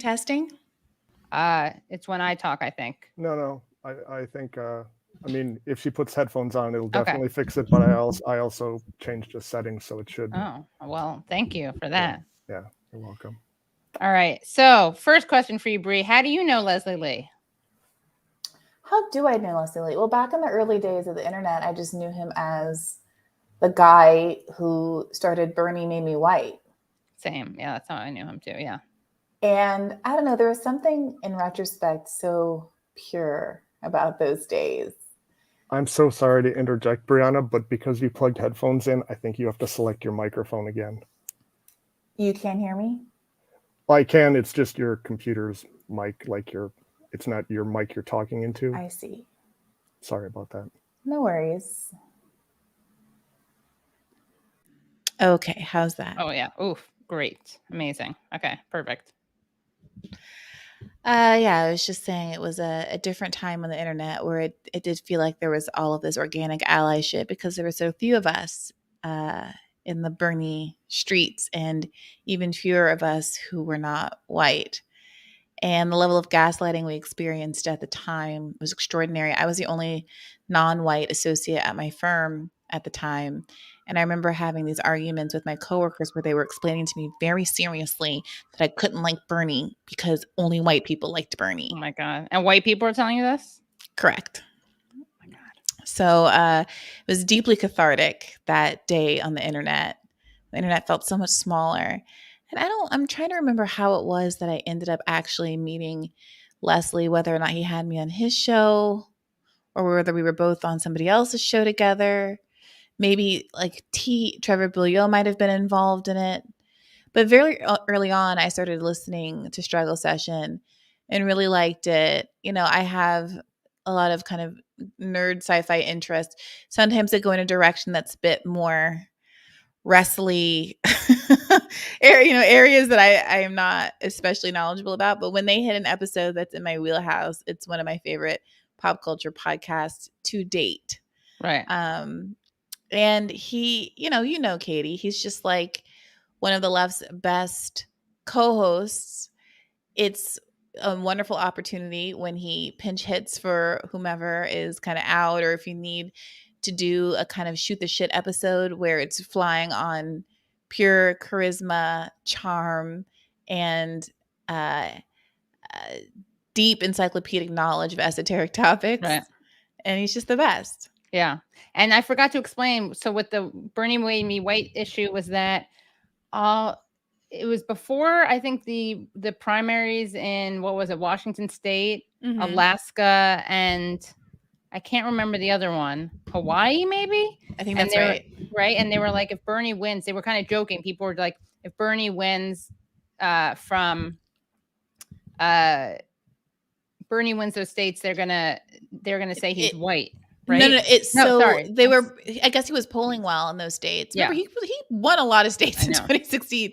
So I guess he was polling well in those states, and to get ahead of the story, some mainstream media, MSNBC or CNN broadcaster said, "Well, it basically, these are white states. Yeah, these are white states, mostly white states. And it yeah. happens to be the case that Hawaii is by percentage the least white state in the United States of America, and Alaska, Nevada, and whatever the other states were. I think Washington were all like disproportionately non-white states. Now they weren't necessarily the black states, right? But they were very much non-white states, and it really revealed how Black people in particular were being weaponized against Bernie Sanders at the same time the Democratic Party had and continues to have a real blind spot and disinterest in what it would mean to recruit Latino voters and other groups that overwhelmingly went for Bernie in 2016, but especially in 2020. Right. And so the joke was, ever since Bernie made me white, and it was ever since #Bernie made me white. And I think Leslie's was like, I've been binge watching Friends. Like that was one of his. Right. And another one was like, ever since Bernie made me white, like I've been having my salsa medium or something instead or mild. Yeah. Exactly. I've had a pumpkin spice latte every day. Yeah, like exactly. that kind of stuff. And it went like viral because it turned out there were a lot of non-white Bernie voters and everyone started tweeting their own version of Bernie made me white. And it was probably baby's first trending hashtag. I don't know. It was one of the first times I experienced a kind of Twitter trend like that. It was very exciting and very cathartic. And then I interviewed him. I can't remember where. Maybe for fairness and accuracy in media and in reporting. I mean, I have to look it up. Maybe for Jacobin. I can't remember, but I interviewed him and then I invited him to be on my show. And it turns out he coincidentally was flying from Japan to move back to the United States from Japan. And all these like haters were like, Katie Halper flew him in from Japan because she needed like to find a Black person who liked Bernie Sanders. Yeah, we love the stripping of agency from the white liberal chattering class. Yeah, that was fun. But yeah, Leslie is so great and he's so funny and so smart and he's so fun to co-host with. So we really want him to get better. And people can watch earlier in the stream where he explains some of his symptoms, but it's been hard. It's been hard for him to work, to concentrate, to focus, to just feel okay. And then on top of that, it's been hard for him to get his disability because there's so many people who need it because long COVID is actually fairly common. It's so weird how little, I don't know. It feels like because, I don't want to make this whole vaccine conversation, but it does feel like it's obviously true that you can have your critique of how the CDC handled COVID and that there was some COVID advice that was not well tailored to public health outcomes. And, there was censorship that shouldn't have happened. All of that can be true. And also long COVID can be real. Yeah, but there seems to be this weird black and white thinking that I have some theories about that I'll tell you about offline as to why there's so much of that happening on the left right now because it's not especially PC. But there's all of this like really truly, it's not unintelligent. It's not unintelligent people, but it's just like really unsophisticated thinking. That can't hold multiple ideas in your head. And then when you try to explain something with nuance, this camp will tell you things like, you can't decide what you mean because they can't actually hold the two. Like you're just flip-flopping. Like, no, you can just hold two ideas in your head at the same time. And in fact, a lot of the skepticism that you have about government and CDC and the pharmaceutical industry, you should also be having about their desire to disguise the long-term health impacts of this pandemic that they no longer are intervening to stop in any way, shape, or form. And maybe you should consider why the government has a shared interest in pretending like there's nothing here and limiting their liability for opening the world back up and all those other kinds of things. So it goes both ways. Right. Yeah, it's very annoying. Leslie didn't make this up, obviously. He has it, and so we should support him. But Bree, it was fun seeing you the other day live. It was really nice. I was reflecting on how much I was enjoying New York this past trip. It was a very busy trip. We made a little news at that socialist alternative meetup. They told me specifically, I was hosting the panel, and they told me specifically not to make this a referendum about Cornel West getting into the race. But I couldn't help myself ask the last volley of questions at the end about the MPP stuff. And we all know now, but it came out there at that discussion that there were these efforts to broker a relationship with the Greens and so that he can run as a Green. Right. And, I think that is broadly helpful. I know that you spoke to him today. I did as well for the episode that comes out on Thursday. I'm curious what you make of the kind of, I don't know, not knowing more about the controversies with MPP before getting into it. What do you make of that? Because it was such ubiquitous news. I think it seems to me, though, I don't know what the backstory is. I asked him about why he switched, and he said, there was baggage, but he also remained kind of he didn't really throw them under the bus. Yeah. I understand that. I mean, whenever there's some difficulty with this Me Too stuff where if you're not the prosecutor or a detective or something, you're basically relying on the public opinion to assess the situation. And when you have a relationship with someone, it's like, well, maybe they're right, but maybe they're wrong. And it doesn't really feel like your place to weigh in. And certainly he doesn't have the time to do an independent investigation on X, Y, and Z, especially if he's, not running for president. But regardless of whether or not he truly, believes the allegations or some of the allegations or thinks there's a way through them, it does feel like it would at least have been something that was seriously considered, the baggage of it, before one made the choice.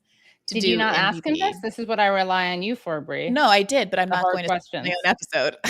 Oh, so you're asking me if I had? Oh, you're just asking me my opinions on it. Yes. Oh, I see. Yeah. And I did. Yeah. I don't know. I guess I don't know. Do you have thoughts you want to share because you thought about it because you talked about them, or is that? Yeah, no, I think that's an interesting open question. I think it's interesting to consider, how long, this run has been in the works, who ends up comprising the staff and the infrastructure of the campaign, what kinds of goals end up getting set for, if this is largely a messaging effort. I understand everybody says they're trying to win, and I think that's useful to take that approach and position oneself that way. But one has to, for people to invest in the campaign, I think it's also important to offer objectives short of winning, in addition to winning. I asked him about that, what he wanted to achieve. Yeah. Yeah, it's really important to, decide, pick what kind of what kind of a messaging platform would really be useful, and potentially do one of the kind of Nader style things where you have 20 agenda items that you take to the nominee at the end of the day and say, well, I will drop out if you really adopt some of this stuff. Otherwise, you have to contend with me being a spoiler. I think it's very important to be pushing for ranked choice voting. Yeah, we gotta make that sexy because it's so not, but it's so important.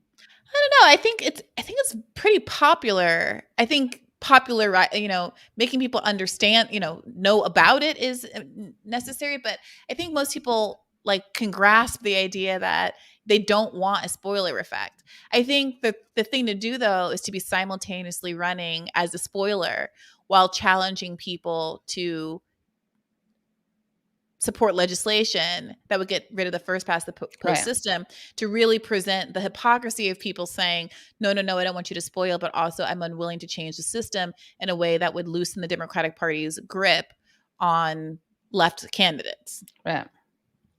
Mm-hmm. Yeah. I like that. That sounds like a good idea. I mean, I would love to talk to someone, have there been any legislative efforts to pass anything? What kind of support does it have? What does the legislative agenda look like, and what's the timing of it, and what's the vote whip, and is this something that you could actually accomplish on the timeline of the 2024 election? I mean, there could be some interesting stuff if there were some long-term planning efforts here. Some interesting stuff that could be done to really make this a campaign to end the spoiler problem, which has a death grip that is the root of the vote blue, no matter who. Yeah. Yeah. Well, I'm sure your episode's going to be great because you are much better than I am at asking uncomfortable questions. I'm not very good at that, as I've said many times. It's okay. We all have our strengths. That's not one of mine, unless I really disagree with them. You know what I mean? Like if I had someone on to debate, then it's easy. But barring that. Sure. Well, as I said this weekend, cancers aren't the most confrontational. Right. Or not. Yeah. Bree and I are both cancers. We're Cancerian women. No. We're not that? Oh, no, you're a Leo. You say Leo. No, another friend of mine is also Cancer. Sorry. I got that right. But I did know you're a Leo, which is a big deal because this stuff means nothing to me. So the fact that I remembered that, yeah. Yeah. Yeah. So what have you guys been up to? I'm sorry I haven't been able to listen to this stream. It's okay. We had Cornel West on. It's funny. It's like I used to do these really long streams, and I remember I can't do it anymore. I mean, we're wrapping soon anyway, but I just can't. It's funny how I used to be. It's also was because the pandemic, and so yeah, it was kind of one of the ways to be interacting with people, and now we can of course interact with people IRL. Mm-hmm. But it's funny that yeah, and I'm older. Yeah, no, I was just thinking about this the other day because I remember, I've never been like a live streamer. I've done it very sporadically. And it used to be that I would just hop on even like at like 8 or 9, 10 o'clock and get a lot of people on watching and we could go until like 1 o'clock in the morning and it would only build. And the last time I did one, I tried to do for my last call-in or the call-in, one of the last call-ins. Yeah. It on YouTube in addition to on call-in. Right. And I don't know if it was because it started later or because I just haven't been live streaming and so no one's getting live stream alerts for me or if I'm being suppressed or whatever. But my theory was that people are no longer game to start a live stream at 10 p.m. Probably. Yeah, I think it's true. I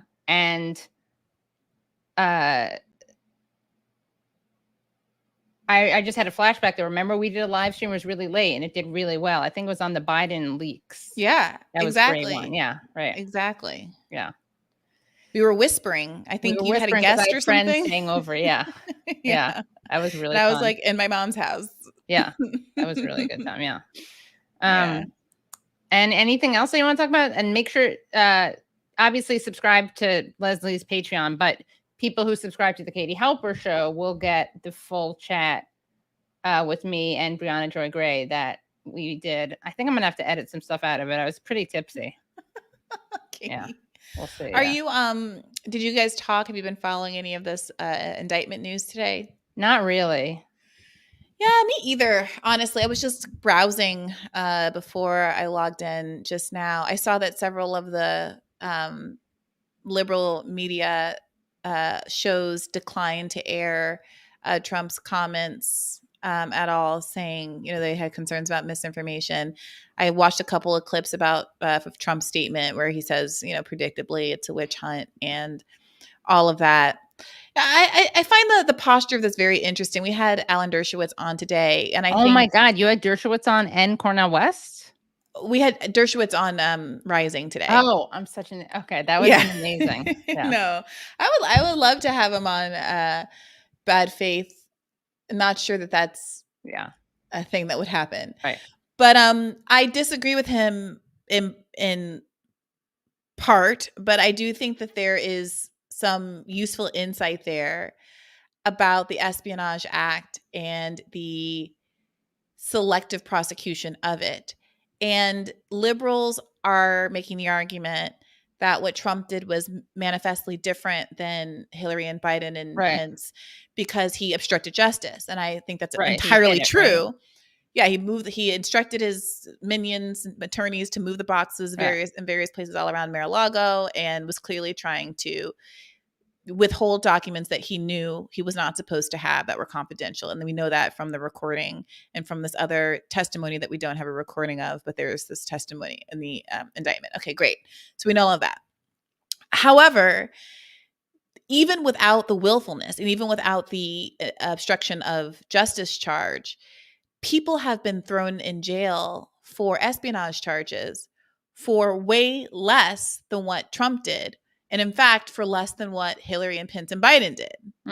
So of course, Julian Assange didn't do espionage, wasn't trying to give documents to a foreign party, didn't take the documents in the first place, right? He was a journalist who was given the documents. But he's still obviously being prosecuted for espionage. But there's a couple of other cases, one of a Vietnamese American civil servant that is fascinating to me. He's 66 years old. He's English as a second language and starts bringing home documents because he's falling behind at work and needs to work over the weekend because he's like taking a longer time to write stuff up. And he ends up being discovered. He wasn't supposed to take them home, obviously, but it was just so that he could catch up on his work and not get fired. And he ends up being thrown in jail for like over 10 years, I think, on one of these espionage charges. There's no allegation that it was to show a foreign agent. There was some suspicion that maybe there was malware on his computer that could have made the documents insecure, but there was no like proof of that actually had happened. And it wasn't intentional. And at any rate, it was just like malware that, you know, had been hacked or whatever. And it was like a de minimis thing. So, I mean, if the thing is, even if you just make an honest mistake and take a document you weren't supposed to take, that fully puts Biden's vice presidential records in play. That puts Pence's vice presidential records in play. And the other distinction with Hillary is they say, well, it wasn't documents, it was confidential. The subjects of the email chains were confidential. I'm not really sure. It's not clear to me legally if that makes a difference for the purposes of the Espionage Act. But what we know is that people are selectively prosecuted under the Espionage Act for doing way less than Trump, which then opens up this question of why it is that Hillary and Pence and Biden haven't been prosecuted. Now, we don't know what the special counsel in the Biden case is going to do yet, but we do know about Pence and Hillary Clinton, obviously. And so there's still this specter of a double standard, even if it's still true that what Trump did was worse and that he has the additional obstruction of justice charges. And I'm trying, you know, I would love to have a legal expert on to like help me understand if I'm making sense or if there's just something obvious I'm missing. Right. Because if it's true that this is all a prosecutorial, like everyone's guilty, they're guilty at different levels. But if everyone is in fact guilty, then the conservative argument that there has been a selective prosecution of Trump, it's still true. Do you know what I'm saying? Yes. Yes. Yeah. I think it's hard to get, I mean, I'm not going to say anything original right now, but it is hard to get an honest take on this because everyone's either coming at it with he's innocent of all charges and this is all a plot and politically motivated, or he's guilty and one system of justice for all, like no man's above the law. Right. And it does feel a little weird for liberals to be saying that, knowing that there isn't one system of justice. Right. I mean, look, the problem is you don't want it to be the case that we finally start worrying about prosecutorial overreach the one time we're getting someone powerful who deserves to go down. Yeah. Like, that's obviously true. But there also is there's some concerns about it, you know, bolstering, expanding the authority of the Espionage Act that's only basically been used to go after people for for malarkey reasons since time immemorial. You know, there are some, you know, to me that you don't have to solve this by not prosecuting Trump. You can also just solve this by prosecuting Biden. And that doesn't mean Biden has to go to jail, but it just means you fine him or whatever. You know, there's a whole range of. That's what they should do. They should just fine everyone. Just fine everyone. Especially since isn't it the case that Trump being convicted, I mean, the length of the trial, doesn't that basically mean that he can't go to trial while he's president? So basically, even if he were convicted, he wouldn't serve his term until after he was president. Anyway, the point I'm trying to make is that I'm pretty sure that unless this is like the speediest process ever, it's not going to prevent him from going to president. They're hoping that the stink of it turns off voters, but not that it will actually preclude him from being president. So like, what are we even, like, what is this?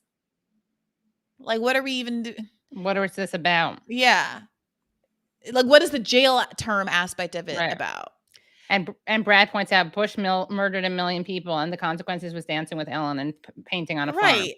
Yeah. I mean, I have a really hard time, and that's not to say that everyone should get away with crime, but I'm just having a really hard time with the proportionality of it all, and also the democratic implications. I don't think it's just a Republican talking point to say that there are some troubling banana republic-y. I mean, I shouldn't say that because this is America where it's happening, but there's some troubling implications for a sitting president to be assigning a special prosecutor to investigate his most significant challenger in an election that's happening less than a year and a half from now. And Trump didn't do that for Hillary. Exactly. Well, he said he was going to, but then he didn't. Right, but then he didn't. Yeah.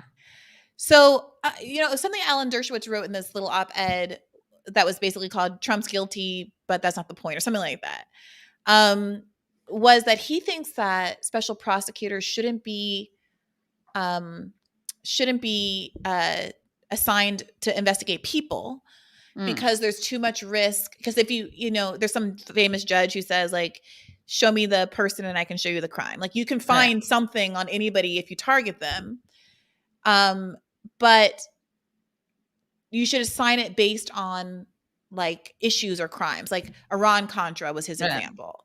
So if you did assign a special prosecutor to engage with espionage, I would prefer it not be the Espionage Act, but whatever, inappropriate taking of confidential documents.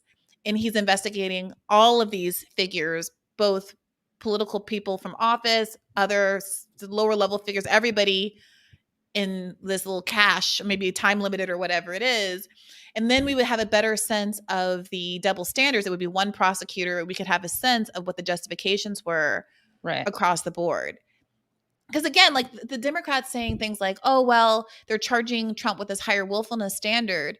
And so what he did was different than Hillary. I'm like, well, yeah, you made a choice to choose a charge that conveniently doesn't attach to the person you don't want to go down, but does attach to the person you do want to go down. That's not proving anything other than what Republicans are saying, which is that you've rigged this to make sure that nobody you like gets their hands dirty. Right. Or else you could have gone after Hillary for something else, or just go after them all. If you really are invested in both Trump paying for his crimes, which are real, and also not having the perception of a political persecution, then investigate all of them, charge all of them, send them out, or alternatively fine all of them. Maybe fine Trump more. Maybe it is the case that Trump deserves jail time and Biden doesn't because of the scope of the number of documents that were taken and the obstruction and all of those kinds of things. But at the very least, there was a process happening for Biden that was in some way paralleling what was happening for Trump. I just do think the optics would be much better. And there are people that are concerned about this that aren't just Trump acolytes. Right. Well, this is fascinating. And there's a whole question of, the best part of it all, though, is watching Lindsey Graham almost like break into tears over it. That's what I'm happy about. Yeah. That was a wild clip. The rising audience didn't give a fig about it. Really funny. I thought it was so funny. Something. And he was like, this is the Espionage Act. That's for bad people like Julian Assange. I'm like, okay. And that's another thing. I mean, I haven't been watching the TV, so please someone correct me if I'm wrong. But it would be really nice to hear some progressive electeds say something about Julian Assange and the Espionage Act and Eugene Debs in this moment. I know. And this is why people, I think there should be a debate. I mean, we can talk about this another time because I do have to wrap soon, because not only do I have to wrap, but also my phone, which is, by the way, this new camera that I have, confession, is my iPhone. Oh, it looks pretty good, right? Yeah, I use a camera setting, video effects. It's portrait mode and wait, what is it? It's portrait mode and audio light. Studio light. Sorry, it's giving studio great light. Depth of field. Yeah. My problem is, you've been to my apartment, Katie. This part of my apartment is so shallow that it's difficult for me to get my camera far enough away from me, and also me far enough away from the background that I'm getting depth of field. Like sometimes I put the lip of this folding table down and try to like force it. Yeah, I know it's hard. And I don't want it to be far away, because then what are you looking at? Like if you have your laptop here, like I tried to do it far away and I was looking like this. It just looked, the eye line was weird. So I just decided to do this. But anyway, but I forgot to plug it in right. And it's like, it's plugged into a hub, but it's going to die soon. Okay. But all of that to say, the Lindsey Graham thing was fun. Oh, I know what. All of that is to say that I obviously think there should be a debate between like Biden and whoever else is running. And one of the reasons I think that should happen is because like just the educational value of it. Yeah. Because if you had 3 people on a stage and 2 of them were saying free Julian Assange and arguing for that, is that not significant? You don't have to believe in electoralism. You don't have to believe in the Democratic Party to believe that that serves a purpose. And I also think if you believed in force the vote, which was in some ways about political theater or in other ways about concessions, like force the vote also has some link to electoralism. Doesn't mean you endorse it 100%, but you're building your demand is around of voting and linked to electoralism. I think you can also have that maybe like less direct relationship between electoralism and force the debate. Yeah. So. Yeah, I think that's right. It would be, this is why I think it's important for all of the candidates that are running to maybe even get together and have some conversation to the extent they're ideologically aligned. I think there's been some recent interviews that reveal the extent to which maybe RFK Jr. is not as ideologically aligned as people once thought. Mm-hmm. But to the extent that they are ideologically aligned, at least in genuinely undermining the corporate Democratic Party, to have a united message on things like ranked choice voting, right. To the extent that they're willing to commit to this, because there are some candidates who say they're anti-war, but won't actually say, I commit to lowering the military budget. Right. Everyone should be listening for who actually says, I will lower the military budget versus I don't like the war in Ukraine. Because as we heard from Marjorie Taylor Greene on Rising a month or so ago, you can say, I don't like the war in Ukraine, and then be like, we should fund the military more. Right. It's a real bait and switch. I think there's a real awareness of what issues are galvanizing the internet, and people are playing to those rhetorically without making any commitments. There's no discussion of policy that's happening right now. There's no legislative agendas that are being discussed right now. And I think it's going to allow certain candidates to get away with murder. So everyone in their interview should be conscious of that. But to the extent that literally there is murder, yeah. Yeah. But to the extent that there is agreement about some of these big ticket items, I think there should be some coordinated messaging about it that even in the absence of the debate puts Biden on the spot. Yeah, I agree. Someone in the comments said Marianne just wants to take votes from RFK, which is like saying Judaism wants to take away followers from Christianity. It's the wrong order. I don't understand what that means. I think that she was in first. There were, and also there are people who are the same way that Jill Stein didn't take votes away from Hillary. Yeah. I'll say this as a Jill Stein voter. There's not a world in which I voted for Hillary. Right. So I got to say, especially after I was very curious about RFK Jr., these recent statements about Palestine and the argument that Israel wants to kill Palestinian children on purpose. Palestinians want to kill Israeli children on purpose, and Israel only kills Palestinian children by accident. Yeah, that was it's a real hard sell for me after that. So it's not an issue of whether my vote could be earned. Like, my vote is going to go to a candidate that vociferously supports Medicare for all, isn't dismissive of it because they say it's unlikely to happen, as though any of the other aspects of the agenda are especially likely to happen, at least without a very tough fight. So shoot me. I really actually believed in and cared about the things that we were supporting in the Bernie Sanders movement. I think there was an enormous psychic value and revolutionary value to talking in human rights terms about things like healthcare and a living wage. And I will support whatever candidates advance that message. And it remains to be seen whether all of the non-Biden candidates will eventually adopt that message. But as of now, it seems like two of them solidly have. So. Mm-hmm. Well, I love what you say, Brianna. You're always so precise with your language, which is great. And I had to read that loud because it's just so funny. Because I just thought it was funny that she's only in the race to take away votes from RFK, which she obviously did by joining the race first. I don't even know how the math works, which is why I was saying it's like Judaism taking away followers from Christianity. Oh, that's what you meant. No, I get that. Yeah. Yeah, so I wasn't thinking an actual religious. No, it was kind of a chronological tortured analogy, also, especially because Jews don't really believe in conversion. So, but you know what I mean now.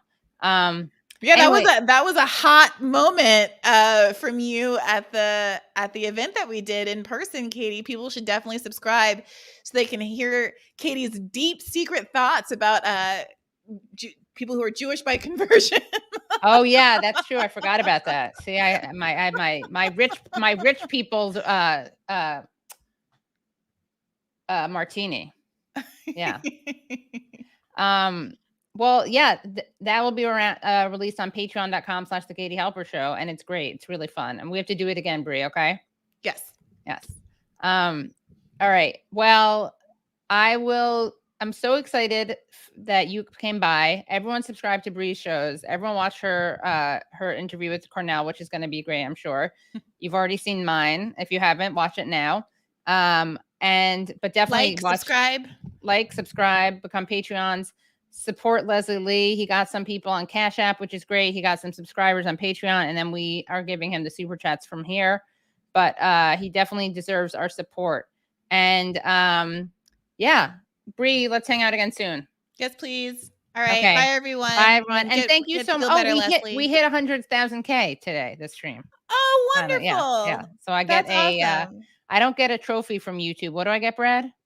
A plaque. A plaque. Oh, I'm so jealous. I want a plaque.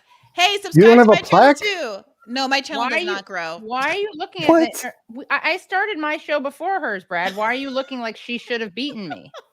You're like, why are you confused by that? That's an excellent point. This is a real Judaism Christianity situation again. No, I don't. I want you to reach 100,000, but Brad looks genuinely confused. Like, how could that possibly not have happened? And he works on this show, and we just hit that mark. But yes, everyone subscribe to Brianna's show too, or else Brad is going to be outraged and incredulous. Yeah, that's huge, Katie. I'm so happy for you. That's terrific. I'm so jealous. I want a plaque. You'll so I can get put it, it on don't this worry. leaning shelf that I bought to be in my background. I want to put it right where that yellow planner is. Okay. Oh, one more thing is, Brie or Katie, will you have Afro Man on your show for his 2024 run? I am just hearing about this. Yeah. But I'm happy to talk to anybody. Yeah. All right.